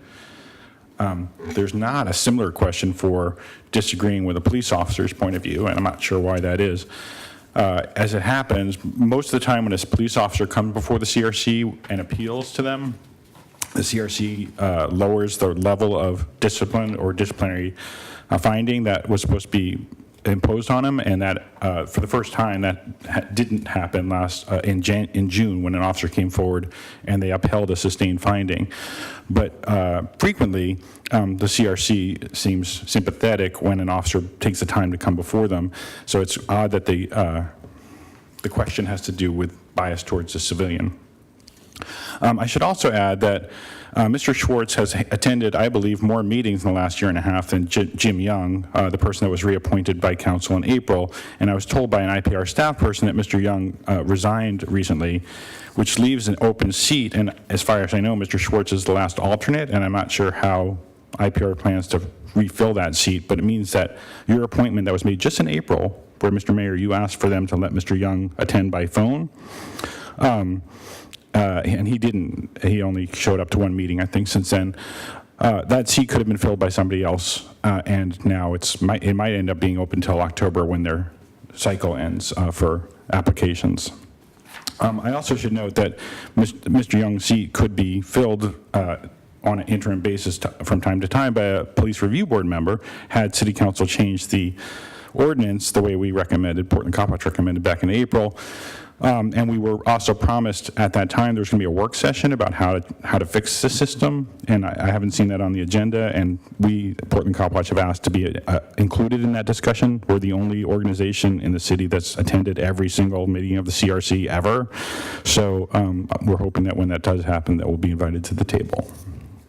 Good. And I don't know if the Director of IPR has any reaction to any of the public testimony. As you know, IPR is an independent entity under the city auditor who is an independently elected official. So I would defer to them if they have any reaction. Seeing none, colleagues, do you have any further questions or comments? Please call the roll. Saltzman, Well, thank you, Mr. Schwartz, in advance for your service to our city. Appreciate it. Aye. Udaly, Thank you for your service. Aye. Fritz. Thank you very much. I did appreciate your answers to the questions, and I know that you are understanding the importance of the role that you're taking on. Aye. Wheeler. Glad to have you. Not opposed to an interim appointment. Aye. The appointment's approved. Thank you. Next item, the long-awaited 887, and our very patient officers from the Portland Police Bureau. 887, Yeah, 887, please. authorize the Police Bureau to donate 8 horses and equipment from the Mounted Patrol Unit. Colleagues, I am very proud of the budget that we passed as a council this year. It's no surprise to anybody that Portland is in the midst of a housing and homeless emergency. We're in need of infrastructure and road upgrades and replacements, and this budget prioritized addressing these issues with record investments that we collectively made. That meant we had to make some very difficult budget decisions, including ending the Mounted Patrol Unit. We appreciate the contributions and the service of the officers and the non-sworn members of that unit who served MPU.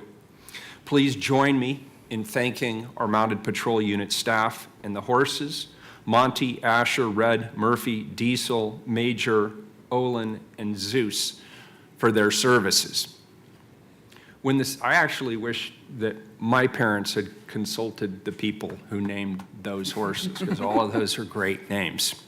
When the city takes ownership of the police horses, the contract often includes a right of first refusal when the horse's service has been completed with the city. While not all of our horses have that clause, all of the former owners were contacted, and some of the horses will go back to their former owners. If the previous owners were unable to take the horses back, a good home was identified, and we ensured any required ongoing medical attention that can be provided. Today we have Commander Kelly Schaefer, Captain Larry Graham, and Sergeant Martin Schell to answer any further questions that the council will have. I just want to mention Monty is being returned to the original owner, Jacqueline Schock. Asher is being returned to the original owner, Tina Smith. Red is being returned to the original owner, Andrea Vaughn. Murphy is being returned to the original owner, Randall Snow. Diesel is being returned to the original owner, Catherine Kleinwachter. And Major is retired to Larry Kanzler. Olin, the original owner, Keith Hyde, would like to keep him to be retired to a local therapy program. We're working with Mr. Hyde to identify which program would fit Olin's unique medical issues. Zeus, the original owner, has indicated that they cannot afford to care for him due to an injury to his leg. We recommend that he be retired to the care of stable attendant Taryn McAllister. She's willing to rehab him and take care of his medical issues. We want to thank all of the previous owners, and we want to thank those who are ensuring that the transition here is a humane transition for these animals that have served our Bureau so well. Colleagues, thank you. Welcome, Captain. I don't know if you wanted to start off with any commentary. No, I mean, the horses are kind of like the canine dogs, where they're part of our family. They are officers that are retiring, that are finishing up their career. And as such, the most important thing for us and the people that have worked for carrying them all these years, is to make sure they end up in a place where they're going to be loved, where they can be cared for, and they're going to be treated accordingly. And I know they've been working really hard over the last 2 months since the vote to make sure that that happens. And I want to thank you for your hard work on that. I know you guys have had many, many meetings. You've been burning up the phones. You've been pursuing every lead, every option, and I want to thank you for that. Colleagues, any questions of this panel? Any public testimony? Yes, we have 3 people signed up. All right, gentlemen, ladies, you can take a seat. We'll see if there's any further questions. J. Veronica Bernier, Jim Wittenberg, and Dan Handelman.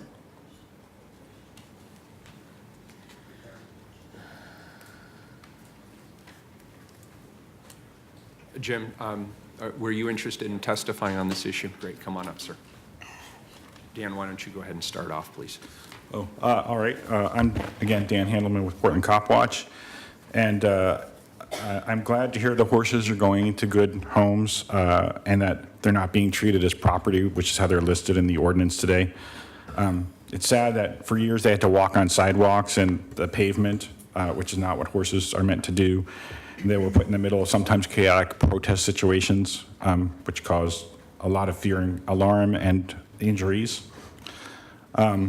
Members of my group had issues, including a member who had their foot stepped on by a horse, and I was pushed up against a wall by a police officer on a horse. Years ago, a mounted patrol officer broke somebody's arm by grabbing them off of a horse. So I think it's better for everybody, the horses, the community, and the police, to have these horses be retired, and I really appreciate the council for finally taking this act after years of private money flowing in to keep this program alive. And we've made the comment numerous times that if Portland Cop Watch had enough money, we would come up with all sorts of programs that we could do, like have police walk around in clown suits. And I don't think that public-private partnership is appropriate with law enforcement. Again, we appreciate that this program is ending and the horses are being treated in a kind and humane way. Thank you. Thank you. And it may be worth mentioning, it sort of got buried in other news earlier this week, that our police bureau has been working very, very hard on increasing its community policing presence, particularly foot patrols. And so there are actually 6 new areas that will be the beneficiaries of these foot patrols in the near future. So I just wanted people to know that we have moved in that direction with a specific program and funding in place. Good morning. Good morning. How are you? Gracious good morning, Mayor Ted Wheeler. It's nice to talk to you in person. And I guess, I just wanted to start by saying that I've always supported the police. I've grown up with police horses. Palomar Riding Stables is where we went as children, and we always fed the police horses from San Francisco Police Department. They let us feed them carrots and apples, and so I grew up knowing horses, and I began riding at about age 5 on horses on the beaches. So I know a little bit about horses and police equestrian detail.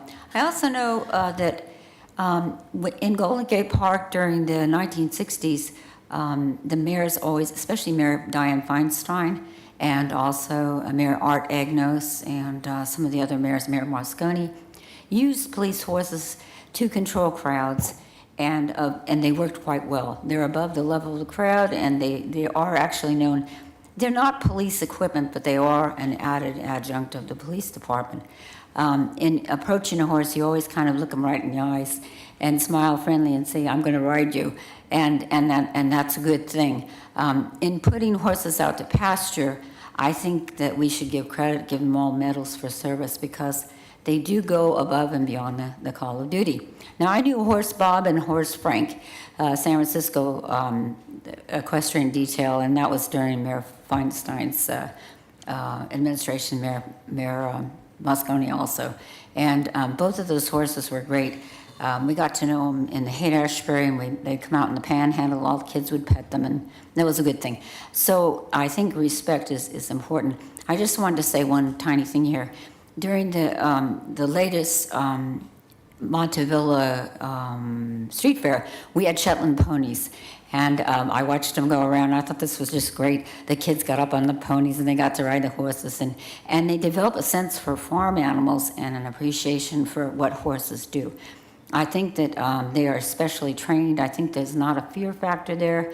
I once got up on a horse named Maybell, and my ex-husband had one named Firecracker in Yosemite Park, and I couldn't get the horse to go, so he said, take a whip and hit it. And then he did something that's kind of like when you kind of click your lips or something like that, and he went like that. The horse took off and headed for the nearest tree. Almost knocked me off. But that's another horse story. But I just want to say that, you know, it's not like Francis the Talking Horse or anything like that, but we do appreciate our police equipment in the cars, and the horses have had a wonderful life with the city. So I think, I don't know where the horse pastures are, but I hope it's a nice ride for them. Thank you for your testimony. Good morning. Good morning, Mayor and the Commissioners. I really approve and I'm very happy about your new appointment to this police chief. I found out at Providence Hospital that a woman can do this job very, very well. About 10 of them, 10 surrounded me and made me feel that.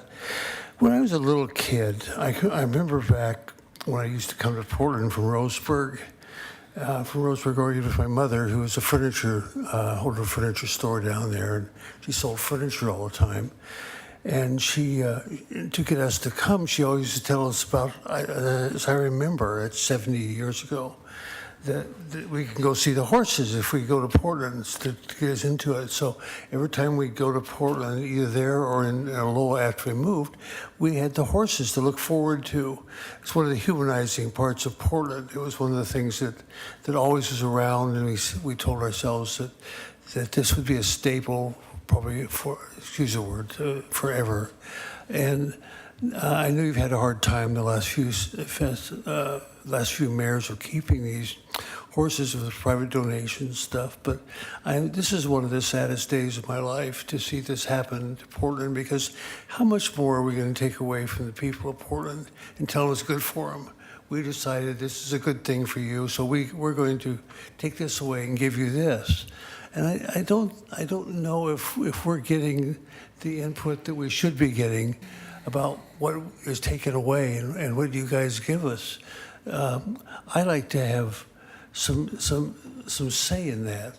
I've paid taxes over the years for 50 years in this town, and I deserve a voice in the matter. And I deserve to have you guys listen to me and make choices sometimes about what I have to say. You sometimes forget that we are real people out here. We bleed and we have stomach aches and we can't sleep at night sometimes because we're worrying about the president bombing North Korea and getting bombed by them right back. But we need your support, and we need you to like us and to be our fathers and mothers, as it would. We need that. Some of us have lost them already. And I just don't feel that right now. I used to feel it from Charlie, and I do from Nick sometimes, and maybe Amanda, but it's just not enough anymore. You're just taking away so much and say, this is good for you. You'll like this. We decided that this is the best thing for you. I don't know. Maybe my dad was right. This is a dirty business, and I should stay out of it.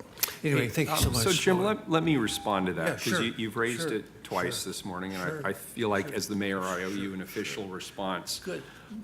First of all, you mentioned that you felt more heard by the previous mayor, and that may well be the case that you were better heard. Yeah.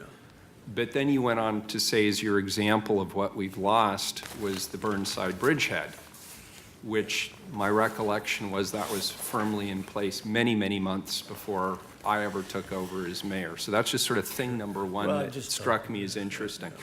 Thing number two is nobody on this council took pleasure in eliminating the mounted patrol unit. It's not something like we said, oh goody, we get to eliminate one of the most popular community-based programs in the city. Sure.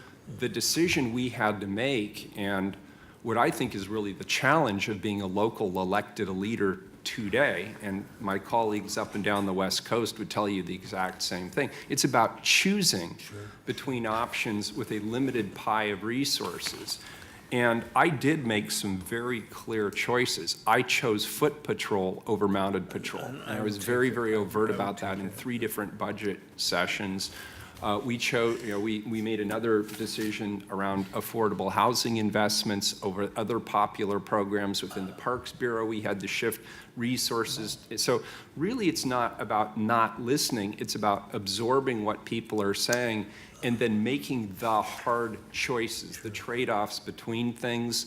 And so I will strive to do everything I can to ensure that you and everybody else feel like they are being heard. And I think if you come to today's session at 1 o'clock, you'll hear a lot of people saying, wow, this city council actually does listen to us. It'll be nice to see some police officers on the street. Yes, sir. Again, it's been a long time Yes, since I've sir. seen any. The second thing, just tell me what affordable housing is.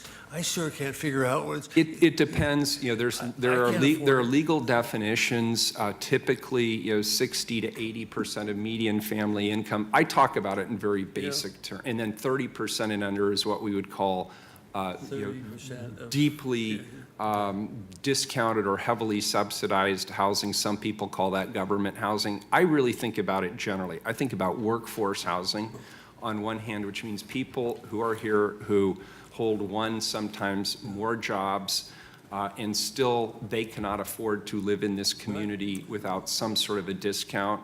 Or alternatively, I think about on the other end of the spectrum, people with 0 to no income and 0 to no potential. That could be older folks on a fixed income. It could be people who have severe disabilities. It could be people who live with mental health issues. And from my perspective, there's a compassion argument there about the values of this community and supporting people from our community who truly need that hand up. But there's lots of different definitions, but that's how I think. I think of it as workforce, and I think of it as very affordable. Last comment. I went to Seattle 4 years ago after I had my first heart attack, and then I had my second one up there. And I couldn't find a place to live up there. I tried for 4 months. A girlfriend, a lady friend of mine was up there, and I never could find a place. I shared a place that I had to go to the city and complain about because it had gravel on the floor and gravel on the bathroom floor. Right. But that's all opportunities we had, and I'm afraid that's what's going to happen down here. That's all we got left. And that's the great challenge. Unless you're wealthy. Right, yes, sir. That's what I don't want to see happen. Good morning. Good morning. My name is Lightning. I represent Lightning Super Watchdog X. Although me and the Police Bureau may have a lot of disagreements on a lot of different issues, to me, what has happened here is when we talk about community policing and bringing the community closer to what the police actually do, I think by not having this program in place is a big mistake. I think that the horses themselves, the mounted patrol, were a fabric of the community that the commissioners and the mayor have taken at a discount. And when you remove something like this, it's kind of like when I was fighting for the memorials to stay in place, or I compare this to almost like the Royal Rosarians, the importance of seeing that as a community member and understanding the tradition behind it and the importance and the time it's been within the community and the history behind it. And when you rip that out of the communities, such as if you just said, Royal Rosarians, you're not allowed at City Hall, we don't want anything to do with you. You're ripping the heart and the soul out of this city. And let me tell you up here, that chair over there, the bad karma chair, which you... That's me, everybody. I appreciate it if you don't speak during my testimony. The bad karma chair passed to you by Randy Leonard, and you won't get reelected. And let me say this to you. When you come in here and rip this apart, because of Sam Adams, Sam Adams, karma, against Bob Ball. It's pathetic. And Mr. Adams, you should have never been the mayor. You're a blatant liar, and you're a disgrace. And let me tell you, this is your legacy. This is going to be your legacy. And let me tell you something, it will never be forgotten in this city. Big mistake dismantling this. Big mistake supporting this. Big mistake to say this great city, who is producing more income than they ever have, we just can't find the money. Who's going to believe that? We just can't find the money. Well, leverage some of that money and do a bond, like they just did on affordable housing. You didn't even try to save this program. Sam Adams, this is your legacy. Go to hell! And I will remove myself out on being disruptive. Thank you. Dan, did you testify already? Yes, I You did. did, very good. Any further comments, colleagues, please call the roll. Saltzman? Well, I'm happy to hear that the horses look like they're going, most of them going back to their original owners or previous owners, or headed to otherwise good, caring hands. I wanted to thank Sergeant Shell and his officers for so ably providing Mounted Patrol over the years, and I know your passion for your job and your horses is very apparent, so I appreciate your service. And I also want to acknowledge, I think I have his rank right, Reserve Commander Bob Ball, who is also tireless in his passion for the Mounted Patrol, and he has been a real trooper over the years, and I'm sorry that we are doing this, but I do agree with the mayor that we had to make some tough choices, and this was one of those tough choices we made. But I appreciate the service of all those in the Mounted Patrol and all those who were tireless advocates for the Mounted Patrol. Aye. Udaley? Well, I'm sorry Mr. Lightning has left because I wanted to apologize to him for interrupting his testimony. Reality is on any given Wednesday, he's often speaking more than I am, so.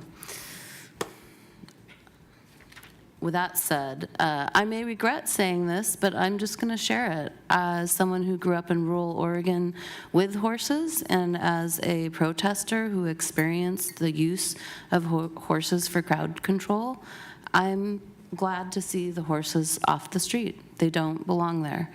And to be clear, we haven't used horses for crowd control for a long time. The patrol was really more of a community outreach tool than any kind of real enforcement patrol. And I just think it's interesting how many people come and complain about how we're wasting money, but in this case with mounted patrol that was mostly decorative and community outreach, they want us to keep spending money. We had 8 horses, we had 2 riders. I wouldn't have fought keeping this program, but I didn't feel particularly strongly about it remaining. I realize that Portland is changing at a rapid rate, and that is traumatizing for a lot of our residents, myself included. I'm wondering if the public can go visit these horses in their new homes, which I'll just close by saying I'm very happy to hear how seriously we're taking the humane treatment of these animals who have served our community, and I am voting aye. Fritz? The thing that was most surprising to me in the write-up on this was that the average purchase price of these horses was just $3,000. And I say that knowing how much it costs to train a guide dog, for example, and they're very expensive. So, and I mentioned that to the mayor when we were talking yesterday, and he said that's because the officers do all the training, that the horses are not being sold to us or given to us ready to go out on the street. There's a lot of work that's done. I do remember the story of the overweight horse, I can't remember his name, who, was it Murphy?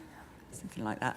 There was one of the horses that wasn't in tip-top shape, and the staff were able to get him into order. And so it is something that community members do, many community members do relate to and will miss. It has been a tough choice, and I think especially thinking of having to provide a new home for them when Centennial Mills is redeveloped, then that piece of the cost equation was meaningful to me.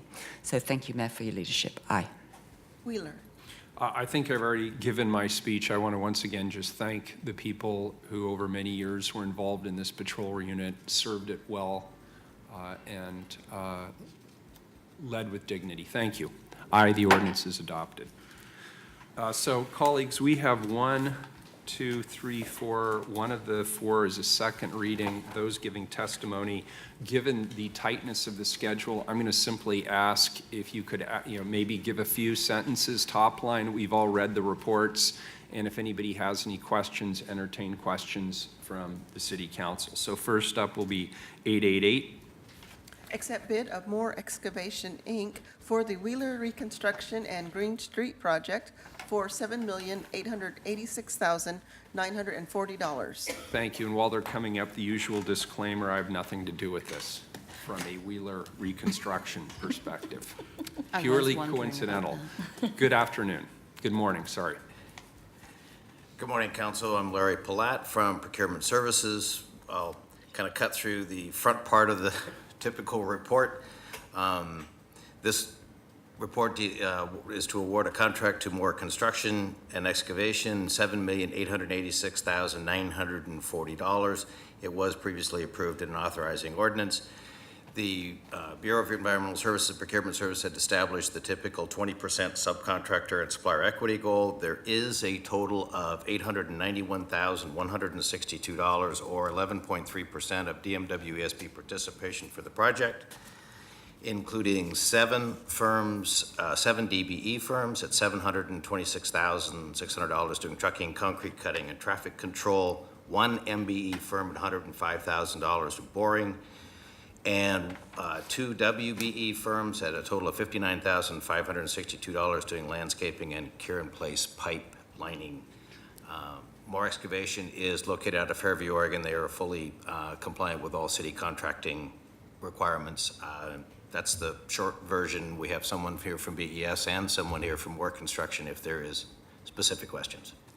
So I only have one, and it's the obvious one. We fell below the city targeted goal on MWESB. Why? The outreach was done there in compliant with all of our SEP subcontractor program requirements. They've done outreach. They've done all of, they've been able to check all the boxes. Moore Excavation is here. Gary Stevens, if you want to ask a specific question. He's right back. Yeah, if you wouldn't mind coming up and just giving us a few details on that. Good morning. Thanks for coming in again. Appreciate it. Good morning, Mayor and Commissioners. I'm Gary Stevens. I'm the Chief Operations Manager for Moore Excavation. Thank you. We solicited 86 solicitations for MWBE contractors. We received 18 quotes out of those 86 solicitations for only 20%, which was consistent with the last time I was up there. Was ironically, it was 20% also. I'm not sure if you know the effort that we go to, but we're required to do a good faith effort, as you're aware of. But we fax and email requests to all 86 of these contractors. And we follow up with phone calls. We just don't say, send a fax and just expect them. We follow up, phone call, remind them about the bid opening. And it's just really disheartening to only get 18 quotes out of 86. Is this in part, I have been hearing anecdotally in our conversations around housing construction that subcontractors are just overwhelmed with opportunity right now. Is that part of the problem in your estimation? Especially, I would say especially in commercial and house building, but there's more opportunities in what we call, vertical. We've talked about it before in past discussions. Vertical construction, be it housing whatever, has more opportunities for subcontracting opportunities for minority contractors. Our work, especially this project, where we're literally open cutting and putting in new pipelines, the capital expenditure, the entry-level capital outlay is very high, which reduces the amount of participants, let alone once those participants are in the market. We're getting a lot of competition. What we're experiencing with city work, and we've talked to managers within BES, there's just a tremendous amount of, as you know, private work. I mean, you look at between Happy Valley and Hillsborough, you know, the thousands of homes that are going in, and the earthwork and utility work. We just can't get people to quote the work. I mean, it's just it's the market pressure that's happening. And I appreciate that perspective, and I am satisfied that you've made the effort, and our staff is satisfied that you've made the effort. I just wanted to give people an opportunity to hear, because it is not at our standard. Well, and I think we needed to have this public conversation as to why. I'm past president of the Utility Contractors Association. I'm on the board, and we've had many meetings with BES and purchasing and previous discussions. I must say that the 20% is quite aggressive.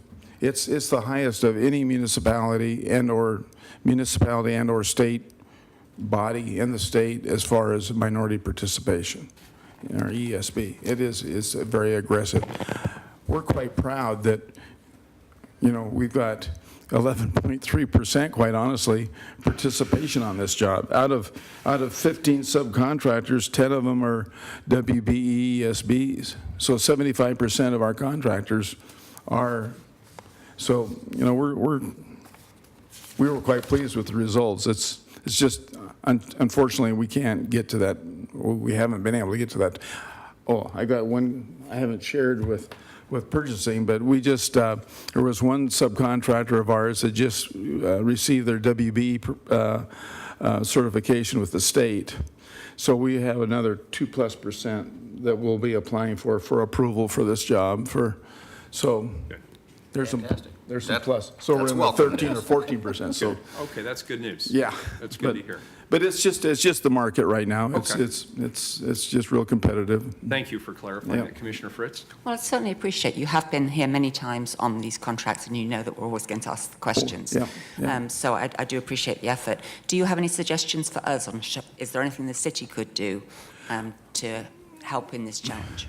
Well, you know, it's a big task.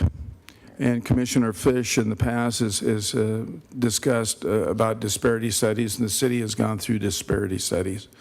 We can, you know, and it's expensive for the city to do that. I would propose, and I'm speaking for our NUCA chapter, I would like to have a roundtable discussion for any commissioner and/or obviously purchasing.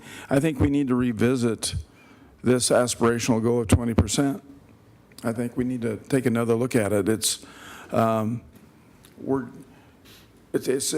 exception. I haven't seen a job yet quite where we've received 20% because I monitor all the bids.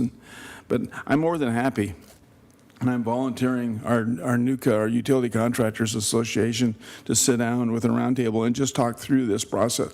And if anything, to maybe help educate the commissioners on what we're up against. Yeah, I appreciate it. And I think you've just gone a long way towards doing that. And we've had others testify to similar effect about the current market conditions. So I appreciate that.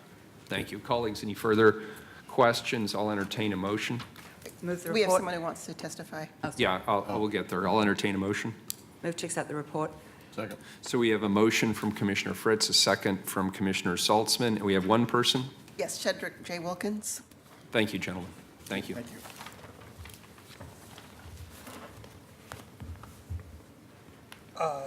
Good morning.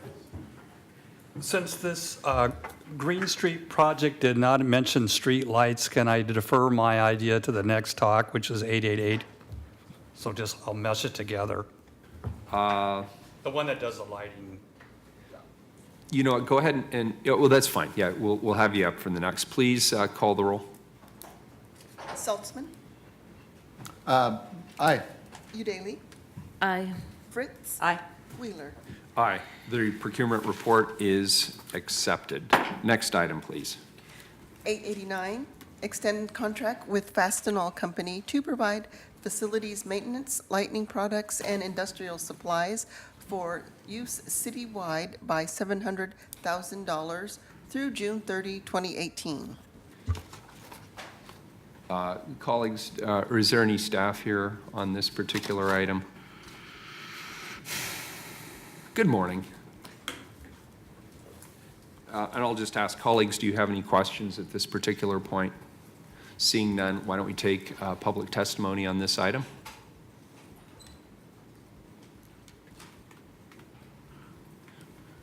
We made you get a little exercise there, sorry.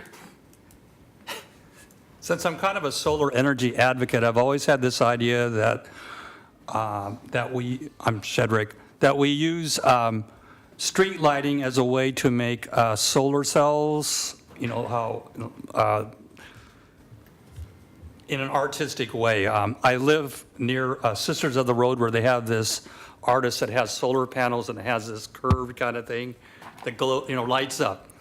But I'm more interested in the idea of having street lights that are self-contained, that they use the sun's energy as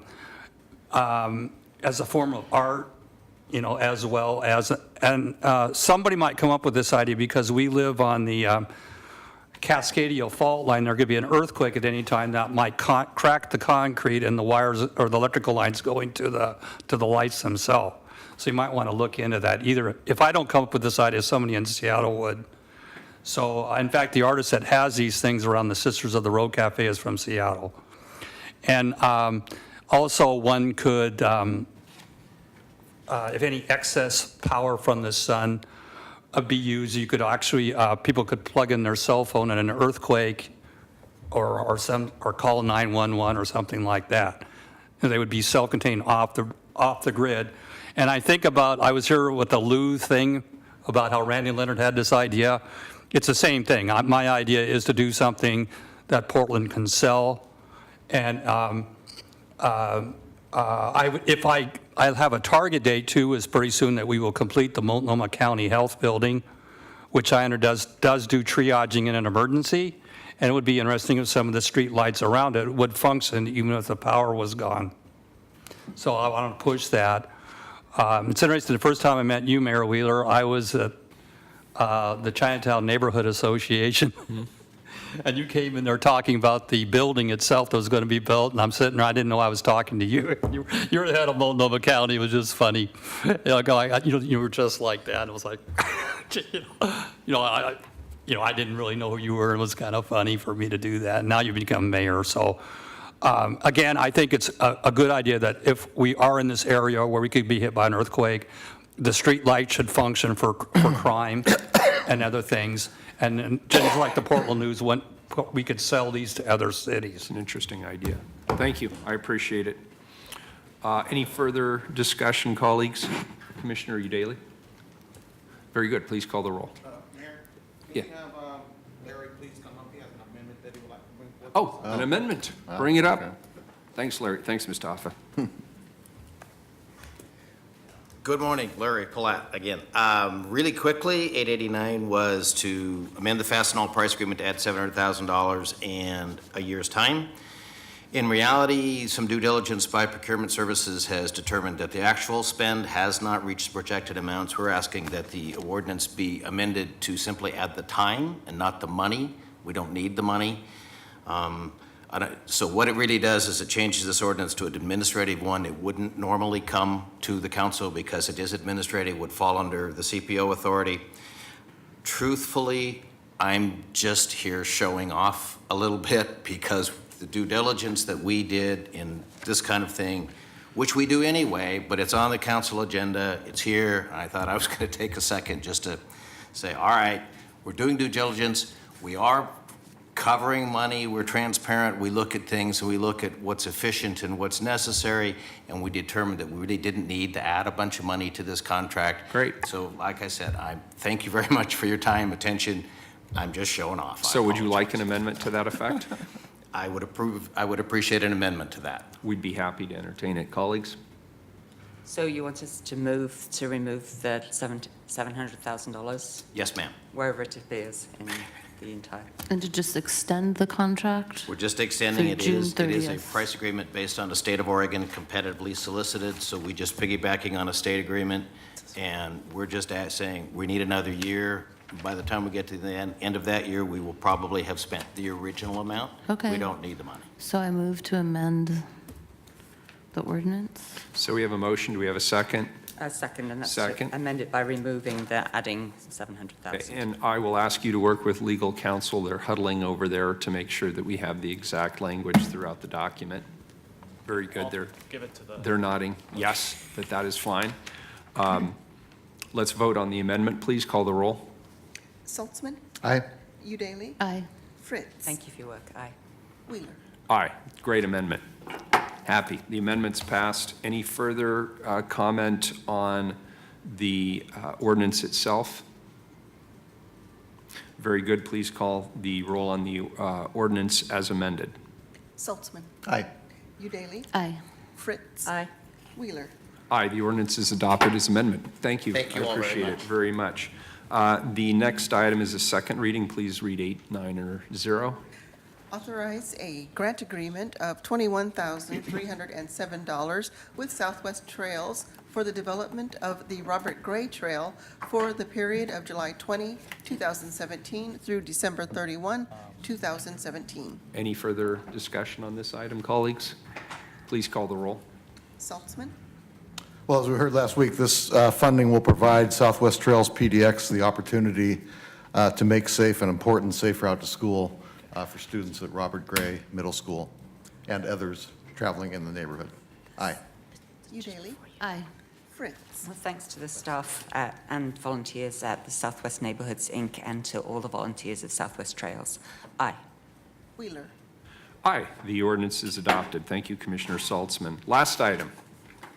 891, authorize appeal of State Building Code Division's determination that city sprinkler ordinance violates building code preemption in the matter of the City of Portland, Oregon Building Codes Division number C2015-0200. Commissioner Saltzman? Thank you, Mayor. When I became fire commissioner about 6 years ago, my first action was to introduce an ordinance to require sprinklers be installed in all nightclubs, existing nightclubs in the city of Portland. And I did that because I thought, why wait till the tragedy occurs and then convene as a council at our next meeting and do the same thing? Pass an ordinance to require sprinklers be installed in all existing nightclubs. Why not anticipate and try to avoid that tragedy? And I believe that's what this council did in adopting the ordinance. Our ordinance was subsequently approved by the state fire marshal, and now we are being challenged by the Building Codes Division as overstepping our bounds, and they are maintaining that we are preempted from the action we took. And I should say, when we took this action, we gave all the companies or all the nightclubs 18 months to come into compliance. So I believe they've all come into compliance by now. But nevertheless, this issue persists. The Building Codes Division is threatening to fine us $20,000. Some other daily fines may be going with that. And they're demanding the council repeal the ordinance. So, to me, this is clearly an example, and I hope Governor Brown takes note of this, of a state agency overstepping its bounds and overstepping it in the wrong direction, not making our public safer, not making young people in nightclubs safer, but instead reverting back to an old standard, which could result in a tragedy none of us want to see. So we're here today to urge the council's support our appeal of this fine by the Building Codes Division and the decision ordering the council to repeal the ordinance, which I would predict not one person on this council would vote to repeal the ordinance. So I think they're running up against a brick wall, and I hope Governor Brown will take note of this because she can make this go away. And with that, I will turn it over to our Assistant Fire Marshal. Yes. Okay. You want to add any comments? Yeah, Mr. Mayor, Council, thank you for this opportunity. Yeah, first and foremost, it was about public safety. That's what we wanted to do. We don't want a station nightclub to ever happen again anywhere. So I support this ordinance and felt like we did everything we needed to do, working with our counterparts at the building department and with the state fire marshal's office. It was disappointing to see that BCD thinks we went and stepped outside of our playground, and I would urge the council to allow us to go forward with the appeal. Very good. Great. Any further questions or comments for this panel before we ask for public testimony? Thank you, and thank you for your patience also. Yeah. Any public testimony on this item? No one signed up. Very good. This is a non-emergency first. It's a resolution. This is a resolution. Please call the roll. Saltzman, Aye. Udaly, I'm particularly interested in kind of pushing back against state interference with our local freedoms. I'm also very concerned with public safety, but at the same time, I would want to make sure that we're not placing an extraordinary burden on business owners. So if that is an issue, I'd hope we could come up with a way to work with these business owners to get them into compliance. I think I'm a fan of the Fire Bureau and of Chief Myers, and I believe that he's not someone who's interested in creating hardship and kind of overstepping his bounds. And I just want to put that out there before I vote aye. Fritz. Well, thank you, Commissioner Saltzman, for your leadership several years ago and again today. It's incomprehensible that the state building people would want to not have sprinklers. I mean, it just doesn't make any sense. So I hope that our wonderful city's attorneys can push the case in court and get it resolved properly. Aye. Wheeler. Yeah, this is a head scratcher, and Dan, you're right. I certainly would not take a vote to rescind that ordinance. It is in the best interest of public safety, and there have been examples around the country where not having an ordinance like this implemented has obviously made a difference in the wrong kind of way. So thank you for your strong leadership on this. Aye, the resolution is adopted. Colleagues, we are adjourned until 1 p.m. today.